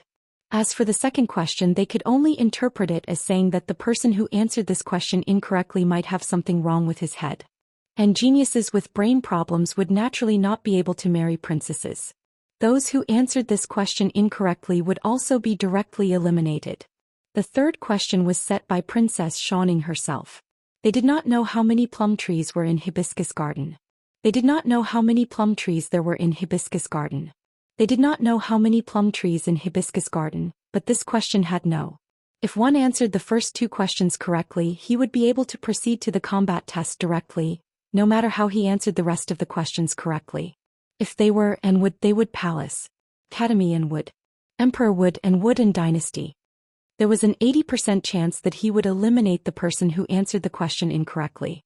As for the third question, there was no doubt that it was set by Xianxia. In her previous letters, she had said that she had given each of the 36 plum trees in Hibiscus Garden a name. She had already been very restrained by not asking these people what the 10th plum tree was called. He spaced out for a while, then continued to answer. Not far from him, the fat man bit the shaft of his pen, lost in thought. He didn't take the exam to marry the princess, but to make money by selling fake exam papers. Therefore he did not intend to answer. However, if he handed in a blank paper, would he be arrested for disrespecting the princess? He couldn't take this risk, but he also couldn't answer too well. If he passed the written exam, he would definitely be beaten to death by those who had spent a lot of money to buy his exam papers. To be safe, he would only answer the first 3 questions. He picked up his pen and looked at the first question. Ignoring air resistance, if 2 stones, one light and one heavy, fell from the same height, which one would land first? There was no need to choose, it must be the heavy one. However, to be safe, he still intended to choose the wrong one. Choosing the heavy one was right, but choosing the light one seemed to be a bit too stupid. He didn't know if it was a bit too perfunctory, so he just randomly chose the one that landed at the same time. After choosing the C option, he continued to look at the next question. Wang Xiaoming's father had 3 sons. The eldest son was called Damao, the second son was called Ermao, and what was the third son's name? He was a bit suspicious of the intention of the person who came up with the questions. 2 consecutive free marks questions would not be able to pull everyone apart. The eldest son was called Damao, the second son was called Ermao, and the third son was definitely called Sanmao. The one who chose 45 was because he had never studied mathematics. To be safe, he still had to answer this question incorrectly. Well, he would choose Wang Xiaoming. When he saw the third question, he finally frowned. How would he know how many plum trees there were in Hibiscus Garden? When he was about to fill in a random number, he turned to look at the stingy guy beside him and happened to see his answer. 36. He wrote 36 on the bar, then got up, handed in his paper and left the examination room. If he left late, he was afraid that he would be surrounded outside and beaten to death. In less than the time it took to drink a cup of tea, some people handed in their papers early and left the examination room, causing a commotion in the examination room. Li was not disturbed. Although most of these questions relied on memory and could be solved by cheating, it still took a lot of time to finish all the questions. 2 hours later, the bell rang again, and all the examination rooms in the capital handed in their papers at the same time. Everyone walked out of the examination room, some frowning and some high-spirited. Hey, I didn't finish. I almost finished it. Who knows how many plum trees there are in Hibiscus Garden? What about the fat guy who sold the papers? He didn't get a single question right. I'll beat him to death. Is there a mistake in the second question? Damao, Ermao, Sanmao and Wang Xiaoming, shouldn't there be 4 sons? How can it be 3? I pointed out the mistake in the question. Do you think they will give me extra marks? The imperial court placed great importance on the theory examination this time. After the examination ended, the imperial army would immediately transport all the examination papers to the palace. There would be nearly 100 teachers from the academy who would finish grading all the examination papers within a day. According to the rankings, the 100 talents who would enter the Wushu examination would be selected. In Hibiscus Garden, Shou Ning looked at his imperial mother and said with dissatisfaction, "It's clearly me choosing the emperor's son-in-law, but I can only come up with half a question. Even imperial brother can come up with 2 questions. This is not fair." Concubine Yen looked at her and said, "If you didn't ask them what the name of the 10th plum tree in Hibiscus Garden is, you could also give 2 more questions." A eunuch came in with a tray and said respectfully, "Concubine Yen, all the papers have been marked. The papers of the top 100 are all here." Concubine Yen took out a paper and frowned. Looking at the blank paper, she asked, "What's going on?" The eunuch bowed and said, "Concubine Yen, although this person only answered 3 questions, he is one of the 2 who answered the first 3 questions correctly. According to the rules, he can enter the Wushu examination directly." Concubine Yen thought for a while and asked, "Who is the other person?" "The other person is the only one who answered all the questions and got full marks." The eunuch said respectfully, "He is the first in this written examination." "What's his name?" "Muzi." "Muzi." Xianxia took a deep breath and walked over. She said, "Where is his paper? Show it to me." The eunuch handed her the paper at the top. She took the paper but didn't open it immediately. He even looked away. After taking another deep breath, she slowly opened it. After a long time, she closed the paper and put it back gently. She covered her face and pinched it. Suddenly, she looked at Concubine Yen and asked, "Mother, have I gained weight recently?" Concubine Yen nodded and said, "I told you to eat less." She was shocked. She quickly ran to her room and stood in front of the mirror. She pulled her elastic face and said in distress, "I've really gained weight. What should I do? What should I do?" After being distressed for a while, a smile appeared on her face again. She threw herself on the bed and rolled around while giggling. As she giggled, she quickly sat up and tidied her clothes and hair. She stood in front of the mirror and smiled like a lady. It was only a day before the written examination. On the high palace wall there was a huge red list. This was the list of 100 people who passed the written examination and entered the Wushu examination. There were thousands of people who participated in the written examination. In the end, there were only 100 people left. Most people just came to take a look and left with a sigh. Naturally, there were also those who were on the list. They stood under the list with a face full of surprise and didn't want to leave for a long time. "This Muzi is a beast. He even got full marks for that kind of paper." "It's not just that. I heard that even Prime Minister Shen and a few officials in the court were full of praise for his political analysis. They said that most of the officials in the court can't compare to him. Also, that poem of his has spread like wildfire in the imperial court. Some people even say that his attainments in poetry are on par with King Jing's. Luckily, there's still the Wushu examination. When the time comes, we must unite and get rid of him first." "Who is that premier? He's actually ranked 2nd. I've never heard of him before. The capital is really full of hidden talents." Under the imperial list there was a lot of noise. Some people made it onto the list and laughed wildly. Some people failed, crying in snot. In a corner of the crowd, a fat man looked at the name on the imperial list. His face was ashen and his body was shaking like a sieve. His lips trembled and he couldn't help but mumble, "It's shady, shady, shady." Chapter 1153. After the written test, the combat test would be held 7 days later. For 5 consecutive days, Li Yi did not see Li Han even once. According to Duan Wu, Li Han had locked himself in the mathematics school and had not come out for 5 whole days. Prove that any even number greater than 2 can be written as the sum of 2 prime numbers. This question seemed to only have 1 line of words, but it had troubled the mathematics world for nearly 300 years. This was the world's most famous problem, gold box conjecture, codenamed 1 + 1 = 2. Back then, even Euler, who was known as the greatest mathematician on Earth, could not prove it. Then this problem caused the mathematics world to study for nearly 300 years. Until the day Li Yi went to the library to freeload, no one had proved it. If Li Han really proved this proposition, Li Yi would worship him and offer him at least 3 sticks of incense every day. It was good for a young man to be confident, but he must not be arrogant. Li Han was very smart, but he had a big weakness. If he did not encounter a setback for a long time, he would become arrogant. After 5 years, if he did not wake up, he would become arrogant. He would not know that there was always someone better than him, and each question would be more difficult than the previous one. Duanwu grabbed his arm and whispered, "Brother, he has been working hard these few days. Don't make it difficult for him." Li Yi nodded and said, "Oh, okay. I won't make it difficult for him. Our little Duanwu also knows how to care about him."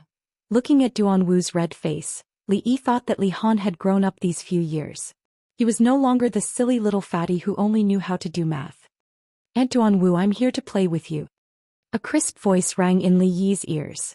Then a young girl of about 5 or 6 years old ran in from outside. She looked like she was carved from jade. Li Han followed behind her. His eyes were sunken and he looked exhausted. Li Han looked up and stammered, little Rue came to play with you. I have to look after her." Li Yi still remembered that when they left the capital, Xiao Rue was just like Li Duan, swaying as she walked. When he looked at the little girl at the door again, he couldn't help but feel a little unreal. In the blink of an eye, she had already grown so big. She said that she was here to play with Duanwu, but in fact she only stood at the door for a while before running out. It seemed like Li Han's tricks were deeper than he had imagined. Even such a young child was treated as his wingman. Li Han walked over and pursed his lips. He looked at Li Yi and said, "Then that question, I can't prove it. What should I do?" Li Yi shook his head. "I don't know either." Li Han stared at him with widened eyes. You don't know?" He thought that the reason he said he didn't know was to test him, but he didn't expect that he really didn't know. Could it be that he had spent the past few days studying an unsolvable question without sleep or food? In this world, not every question has an answer. Li Yi looked at him and said, "Don't think that there is no problem in the world that you can't solve just because you have studied mathematics for a few years. Mathematics is far from as simple as you think." How familiar were these words? How familiar was this scene? Li Han looked at the person in front of him and suddenly felt his legs turn to jelly. The same tone, the same words. If it wasn't for the fact that he had never seen this distant cousin of Duanwu before, he would have thought that it was Sir standing in front of him again. He lowered his head and said with a trembling voice, I know. Young master, come down quickly. Young master, be careful. Young master, it's dangerous." A few maids from the Li family stood under the tree and raised their heads. Their faces were full of worry, and even their faces were a little pale from fright. "It's okay, it's not high at all." Li Duan looked down and waved his hand. He threw down the kuju from a branch and said, "Go and play. If you kick the tree again, come and call me." He jumped down from the tree and clapped his hands. When he turned around, he found a little girl standing under the porch looking at him. "Who are you? Why have I never seen you before?" The first to speak was the little girl. She saw Li Duan jump down from such a high tree. She was shocked at first, but when she saw him land steadily, she was surprised and envious. Li Duan looked at her and said strangely, "I have never seen you before either." The little girl looked at him and asked again, "Do you know martial arts?" "Of course." Li Duan was a little proud and said, "My martial arts is very powerful. Even the adults can't beat me." The little girl saw his proud look and curled her lips. She thought that Dwainer was definitely more powerful than him. Dwainer said in the letter last time that he could jump from the ground to the wall. However, she wasn't sure who was more powerful between him and Dwainer. She thought for a moment and said, "My little aunt is very powerful. You definitely can't beat her." Li Duan looked at her and asked, unconvinced, "How powerful is your little aunt?" The little girl thought for a moment and pointed to the roof at the side. She said, "My little aunt can fly to the roof in an instant." Li Duan looked at the high roof and felt a little guilty. He could jump down from the roof, but he couldn't jump up from below. If he bragged now and the little girl asked him to prove it, he would lose face. However, he didn't want to show weakness in front of this little girl. He said, "What's so difficult about that? I, Xiaonyang, can also fly to the roof in an instant. Then my big aunt can fly to 2 roofs. My little aunt can fly to 3 roofs. My father can fly to 10 roofs, 100 roofs." The little girl thought for a moment. Her father had a pair of big wings and could fly very high. He must be able to reach 100 roofs. It wasn't a lie. 100? Who didn't know how to brag? Anyway, she was the one who started it. Li Duan thought for a moment and said, "My master can fly to the sun." The little girl's expression froze. She couldn't think of anything higher than the sun. Her father said that the sun was a big fireball. She thought for a moment and asked, "Isn't it hot for your master to fly to the sun?" "Stupid." Li Duan looked at her and said proudly, "Can't we fly at night?" The little girl frowned and said, "That's your master, not you." "Then you're not talking about you." Li Duan looked at her and said, "I just need to fly higher than you. Can you fly to the tree?" The little girl ran away angrily. This bad guy bullied her. When would Dwainer come back? When Dwainer came back, he would be able to protect her. Li Duan curled his lips. This little girl liked to boast so much at such a young age. When she grew up, she would definitely be a big talker. Little Rue was the best. Her father said that in 2 days she could go find little Rue. He hadn't seen little Rue for a long time. He wondered what she looked like now. He ran to his room and confirmed with Li Yi that he would see little Rue in 2 days. Only then did he relax. However, he didn't know if his nose was bad these days. Why did he always smell the smell of egg fried rice on his father's body? Several days had passed since Princess Xianxia's written examination to choose her husband. Tomorrow was the day of the martial examination. The location of the martial examination was in Hibiscus Garden. Early the next morning, other than Princess Xianxia, the Empress Dowager, the old consort, the current emperor, the empress, the noble consort, and the regent, the eldest princess, would all appear. Of course, at that time, the civil and military officials of the court and the nobles of the capital would all enter to observe. This was the largest event in the capital at the end of the 4th year of Jingping. In Hibiscus Garden, Xianxia looked at the clothes on the bed and said in distress, "What should I wear tomorrow?" Yan Fei stood behind her and gently knocked her on the head. "After they finish competing tomorrow, you will have to personally go on stage. You can't wear any of these clothes." "Ah." Hearing this, Xianxia threw herself onto the bed again and muttered, "Then I won't be pretty." "You what won't you be pretty in?" Yan Fei pinched her face and said, "Go borrow a set of clothes from your sister. You can wear her old training clothes tomorrow." Xianxia climbed up from the bed and said, Since I can't win tomorrow, I might as well wear something nice." Morning Dew Palace. In front of Emmingzu was a plate of egg-fried rice. The catering bureau hadn't made egg-fried rice in 5 years, but these days, every time it was lunch, a plate would be placed in front of her.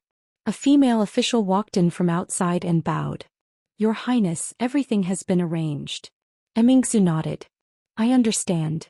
The female official hesitated for a moment and asked, "But Princess, tomorrow with His Majesty and the Empress Dowager, what should we do?" "I have my own arrangements," Emmingzu said. She picked up a spoon and began to eat. "Yes." The female official nodded and slowly retreated. Somewhere in the capital, a fatty was carrying a bulging bag. When he sneaked out of his house, he was stopped by a group of imperial guards. This fatty, who had answered the first 3 questions correctly, had been specially instructed by his superiors not to make any mistakes. The imperial guard looked at him and asked, "Young Master Ping, tomorrow is the day of the combat examination. Where are you going?" The fatty's bag fell to the ground and his face instantly turned pale. He hugged the imperial guard's leg and cried, "I deserve to die. I'm not human. I won't sell fake goods anymore. Let me go, let me go." Chapter 1154. 7 days ago, there were a total of 100 people who stood out from thousands of other candidates and participated in today's combat examination. The combat examination was held in Hibiscus Garden. The order of the 100 people would be changed and they would be divided into 10 groups. Each group would have 1 winner. As long as they could defeat Princess Xianxia, they would become the prince's son-in-law. Of course, if 2 or more people defeated the princess, they would have to compete with each other again. In the end, only 1 son-in-law would be left. As for whether the groups would be unfair or not, there would only be 1 son-in-law. There was no difference between the 2nd and the 100th place. The courtiers were very worried about this. Everyone knew that although Princess Xianxia was a woman, she was well versed in both the pen and the sword. Her martial arts skills were extremely outstanding. Last year, when the imperial court was recruiting martial arts scholars, she secretly disguised herself as a man and forced her way into the top 10. At that time, the officials had already realized that Princess Xianxia had few rivals among her peers, even those who were 1 or 2 generations older than her. Those who were more skilled than her had been practicing martial arts for many years and would not be able to participate in the combat examination. Of course, this was something that the prince's son-in-law had to worry about. The officials were happy to see this. In the middle of Hibiscus Garden, there were 10 arenas set up on a large empty plot of land. The officials of the capital were not outside. Instead, they were in a large hall. There was wine and food as they chatted with each other. They did not care about the competition outside. In a while, when the final 10 people were selected, they would come here. A few white-bearded elders sat together, their faces beaming with joy. In this year's prince consort selection, there were many good seedlings. They are worth paying attention to. That Muzi is definitely a talented minister. Even I am ashamed of myself when it comes to politics. Forget it. You make it sound like other than politics you can't compare to him in anything else.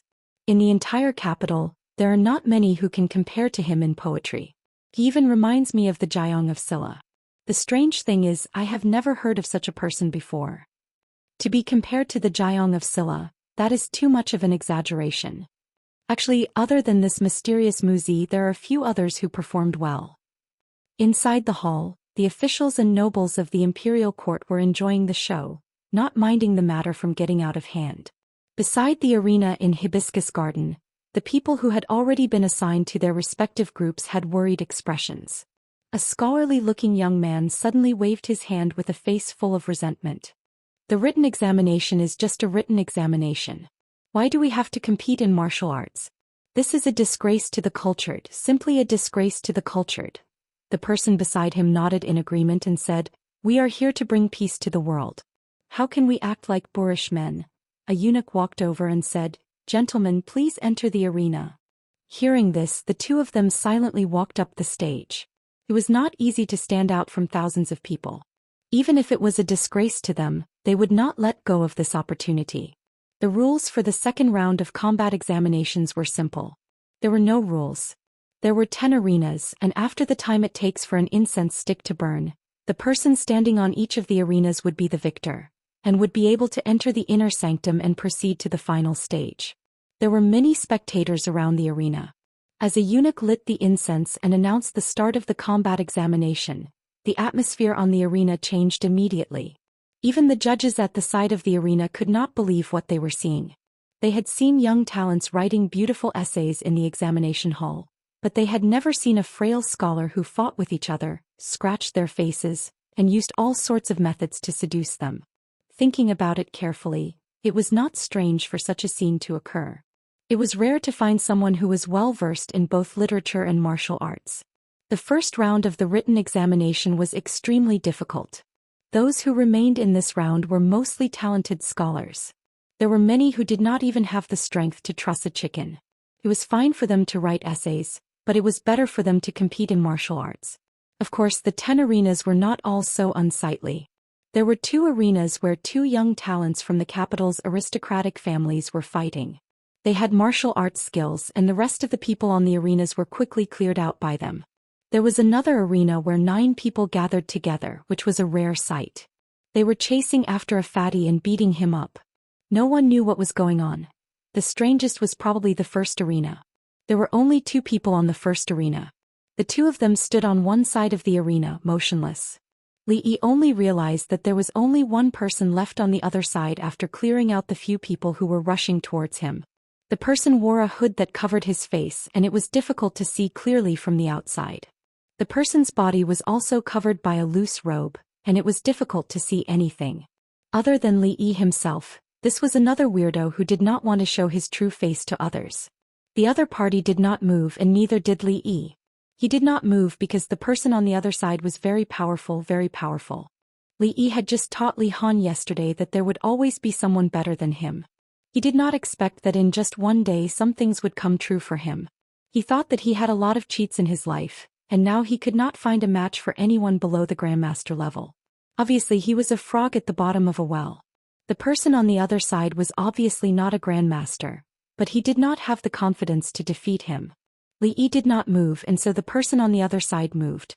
He was very fast, and there was even a residual shadow in front of Li Yi. Li Yi's figure swayed and disappeared on the spot. At the same time, the person's figure appeared where he was just a moment ago. Li Yi suddenly smelled a familiar fragrance. It was not the fragrance of perfume. It was the fragrance of Emingzu. Emingzu. He opened his eyes wide, and because he was so shocked he even used his original voice. The figure was about to move, but after hearing his voice, it suddenly stopped. Li Yi could feel a pair of shocked eyes looking at him from under the hood.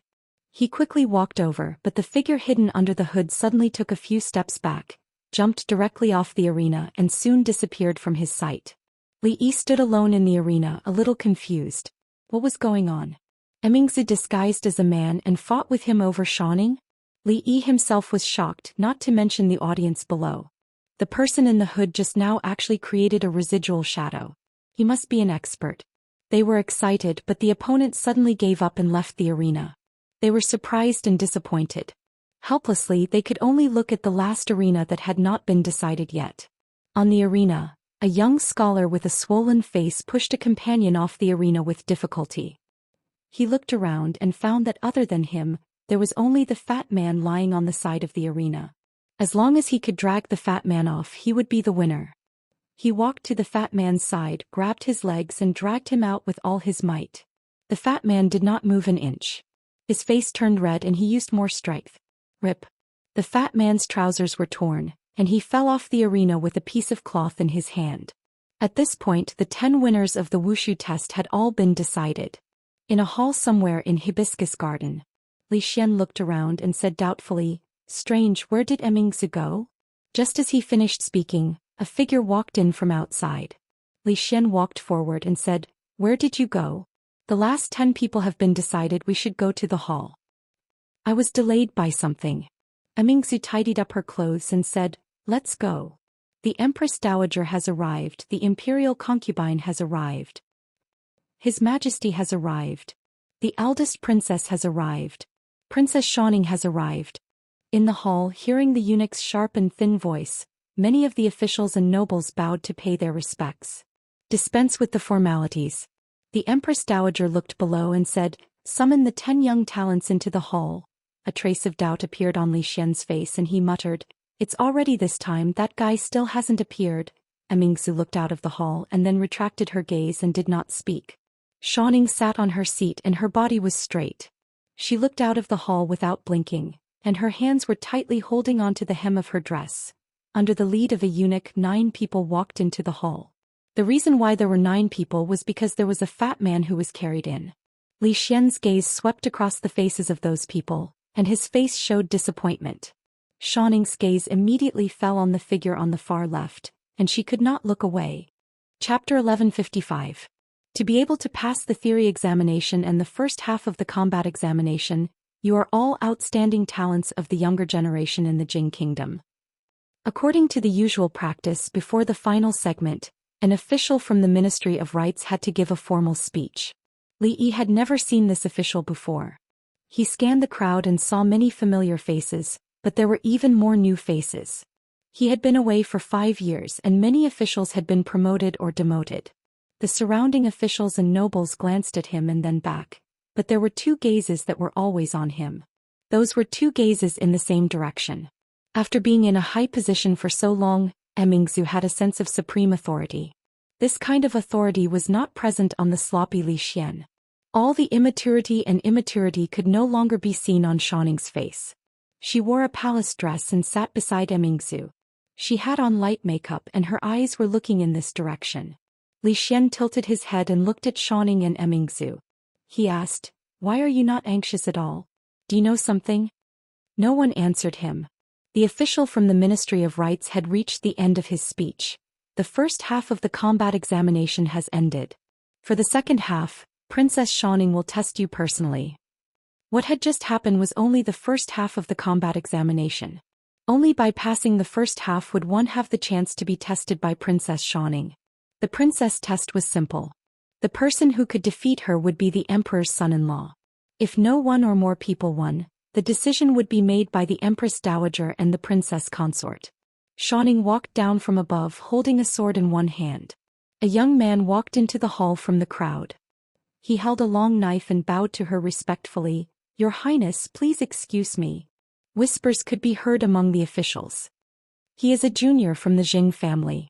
No wonder he could pass 2 rounds and stand here. The Jing family has a genius in both literature and martial arts. I wonder if he can defeat Princess Xianxia." If he can marry Princess Xianxia, the Zheng family's rise will be imminent.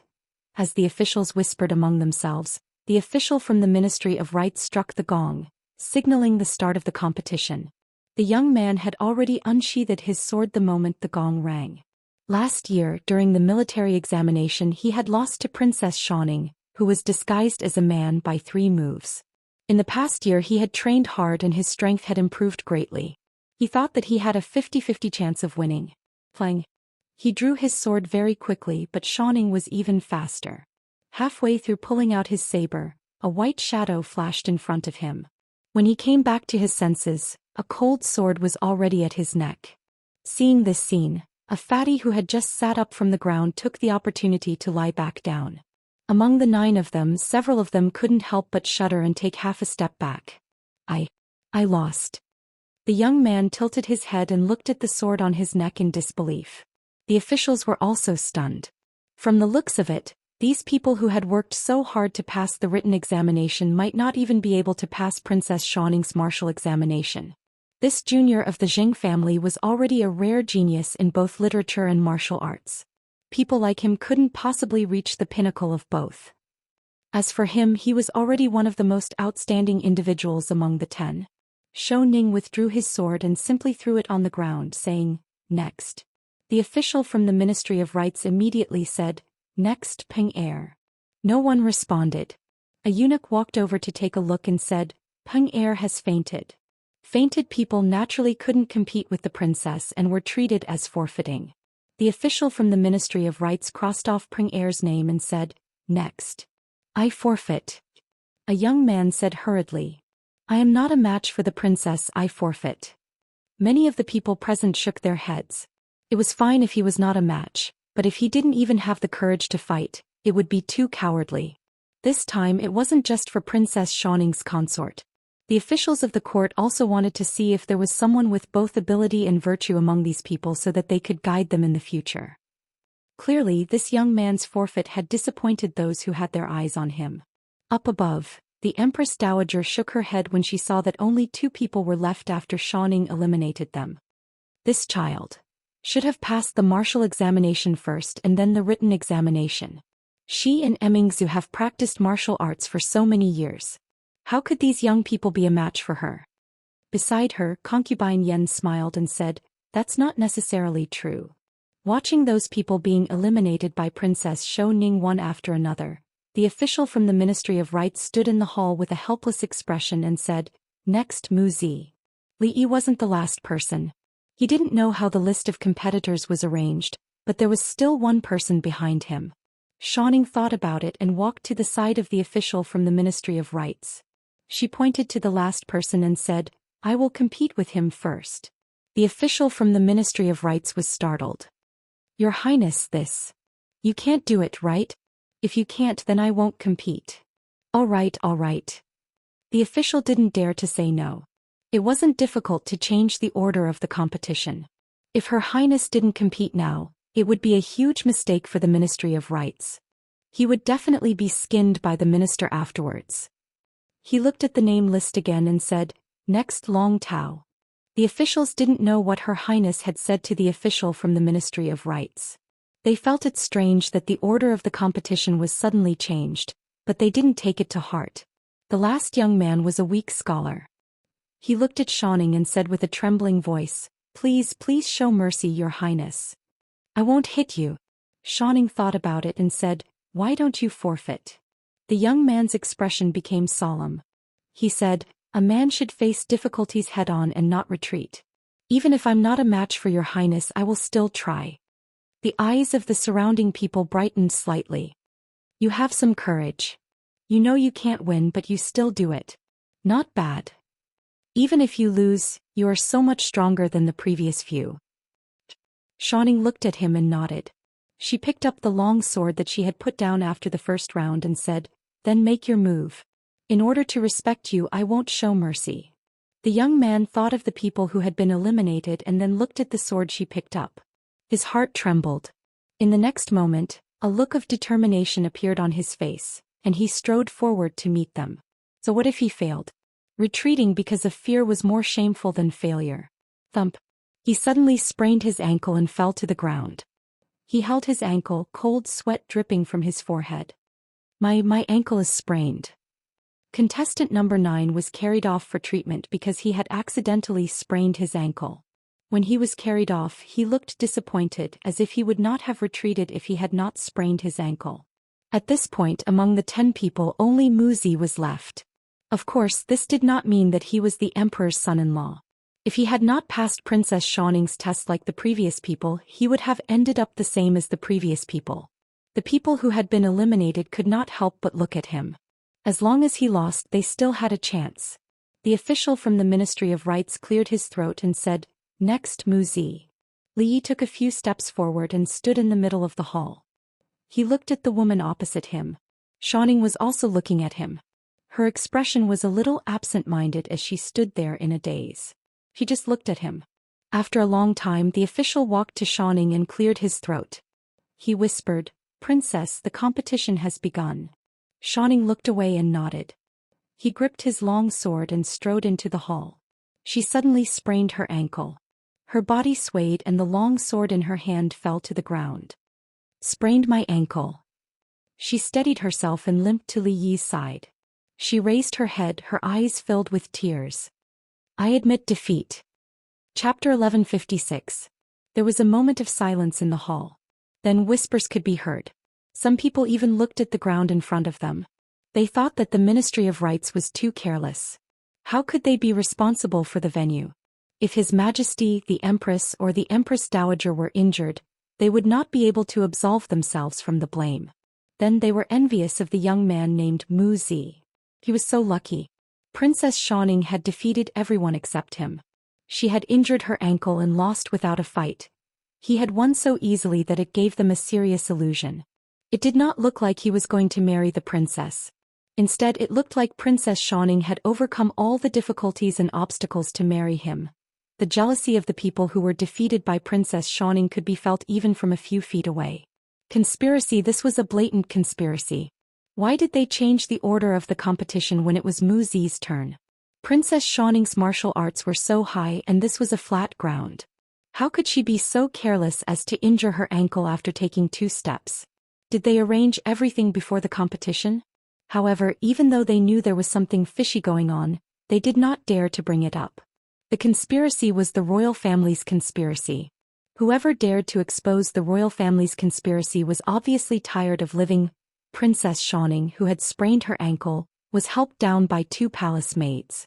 At this point, the selection of the emperor's son-in-law had been decided. The Empress Dowager and the Empress Dowager left first, followed by His Majesty and the eldest princess. When the officials finished sending them off and wanted to look for Muzi, they found that he had disappeared from the hall. Although the Empress Dowager, and His Majesty had left, the rest of the officials could still continue the banquet in the hall. Everyone gathered in 2s and 3s and whispered to each other. "This boy is a rare talent. If we train him carefully, he will become a good husband in a few decades. It's a pity to be the emperor's son-in-law." That's not true. His Majesty has always been unconventional in choosing people. I don't think he will care about this. This is definitely not his style of doing things. Li Xian paced back and forth in the hall as he spoke with absolute certainty. He looked at the eunuch at the side and said, "What about Muzi? Let him come and see me." The eunuch respectfully replied, "Replying to your Majesty, the son-in-law has been summoned by Consort Taifei." Li Xian thought for a moment and said, "Then let him come after the old princess finishes asking questions. The one with the surname Mu must have some relationship with Li Yi. He could use the throne as a wager. If he really had nothing to do with Li Yi, he could give the throne to Li Han or Emingzu." In another palace in Hibiscus Garden, concubine Yan looked at Xianxia, who was being supported by 2 princesses, and looked back from time to time. She said, "All right, we're already here. There's no need to pretend." Xianxia immediately let go of the palace maid who was supporting her and ran over to ask, "Imperial Mother, how did you know?" Concubine Yan looked at her and said, "Although I am old, I can still see." "How is Imperial Mother old?" Xianxia hugged her arm and said, "Imperial Mother is not old at all." Concubine Yan shook her head and said, "Even you have grown up and know how to get married. How can I not be old?" Xianxia suddenly blushed.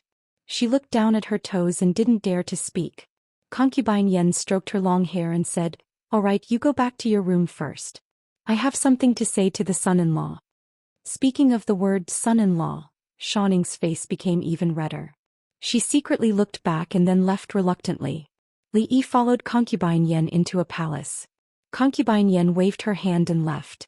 She looked back at Li Yi and said, "There are no outsiders here. Sit anywhere, Your Highness Jiang of Silla." Li Yi was startled and then cupped his hands and said, "Consort Taifei's eyes are like torches." He gently took off the mask on his face and sat down in the guest seat. Concubine Yen looked at him and didn't speak. Li Yi knew that she was waiting for his explanation. Before the former emperor died, he gave a secret edict. Li Yi looked at Concubine Yen and said, "Bing Ning's marriage should be decided by herself. No one can decide for her. This time the search for the son-in-law is very popular. If the former emperor's edict was used, it would damage the royal family's reputation. So we had to do this, I know." Concubine Yen looked at him and nodded. She said, "Not only Jiang of Silla has this secret edict but I also have it." Li Yi looked at her doubtfully and asked, "If that's the case, why did Consort Taifei? If I didn't do this, would Jiang of Silla come back?" Concubine Yan's question was too direct and undisguised. Li Yi opened his mouth but didn't say anything in the end. The former emperor did have such an edict. Concubine Yen looked at him and said slowly, "But that's not the reason why I want you to come back and stand here." Concubine Yan's tone was very calm, but every word made Li Yi's heart tremble. "Bing Ning is my biological daughter. I only have one daughter. I watched her grow up day by day. I watched her learn to walk, learn to speak, and grow to the age of 18. Girls' hearts are always open to the outside world. It has been like this since ancient times. When they grow up, they can't be kept." She said these words and looked at Li Yi again. She said calmly, "She is already 18 years old. From the time she was 14 years old, she was no longer a child. I can treat her as a child, but you can't. You've already abandoned her once. Don't abandon her a second time. Your Highness Jiang of Silla, do you understand what I mean?" Her expression was calm and her eyes were indifferent, but every word seemed to be sharp. Li Yi looked at her and nodded. He glanced at the table out of the corner of his eye. There was a book there. Mandarin Duck Handkerchief. This Mandarin Duck Handkerchief was thicker than any of the books collected by Mississippi Lu, by Su and Xiao Huan. "Sir, what did Mother say to you just now?" In Hibiscus Garden, Li Yi and Xianxia were walking side by side. She had changed her clothes so that she didn't look so grand. She also let down her hair and walked quietly beside him. In the past, when they walked together, she would walk around him or lower her head and kick her feet. This time she just walked side by side with Li Yi. Just as Concubine Yen said, no one could treat her as a child anymore. Li Yi didn't answer her question. He tilted his head and looked at her. He asked, "That Mandarin Duck Handkerchief was written by the old princess?" Xianxia nodded. Li Yi thought that he actually met the old princess today. It turned out that the woman whom Xiao Huan and the others regarded as their life mentor was Xianxia's mother, the former Concubine Yen, and now the old princess. "Sir." Xianxia suddenly stopped, turned around and raised her head to look at him. Li Yi also stopped in his tracks and looked into her eyes. She took a deep breath and said, "This is the last time I call you sir." She slowly reached out her hand and smiled. "I am Li Bingning. Nice to meet you." Li Yi thought for a moment. He reached out and held her small hand. He said, "Li Yi, nice to meet you." She held his hand tightly and said, "Li Yi, you passed the test and defeated me. Now you are my son-in-law." A eunuch ran from behind and said, "Son-in-law, His Majesty asks for you." Li Yi turned around and looked at him. He said, "Go back and tell him that I don't have time."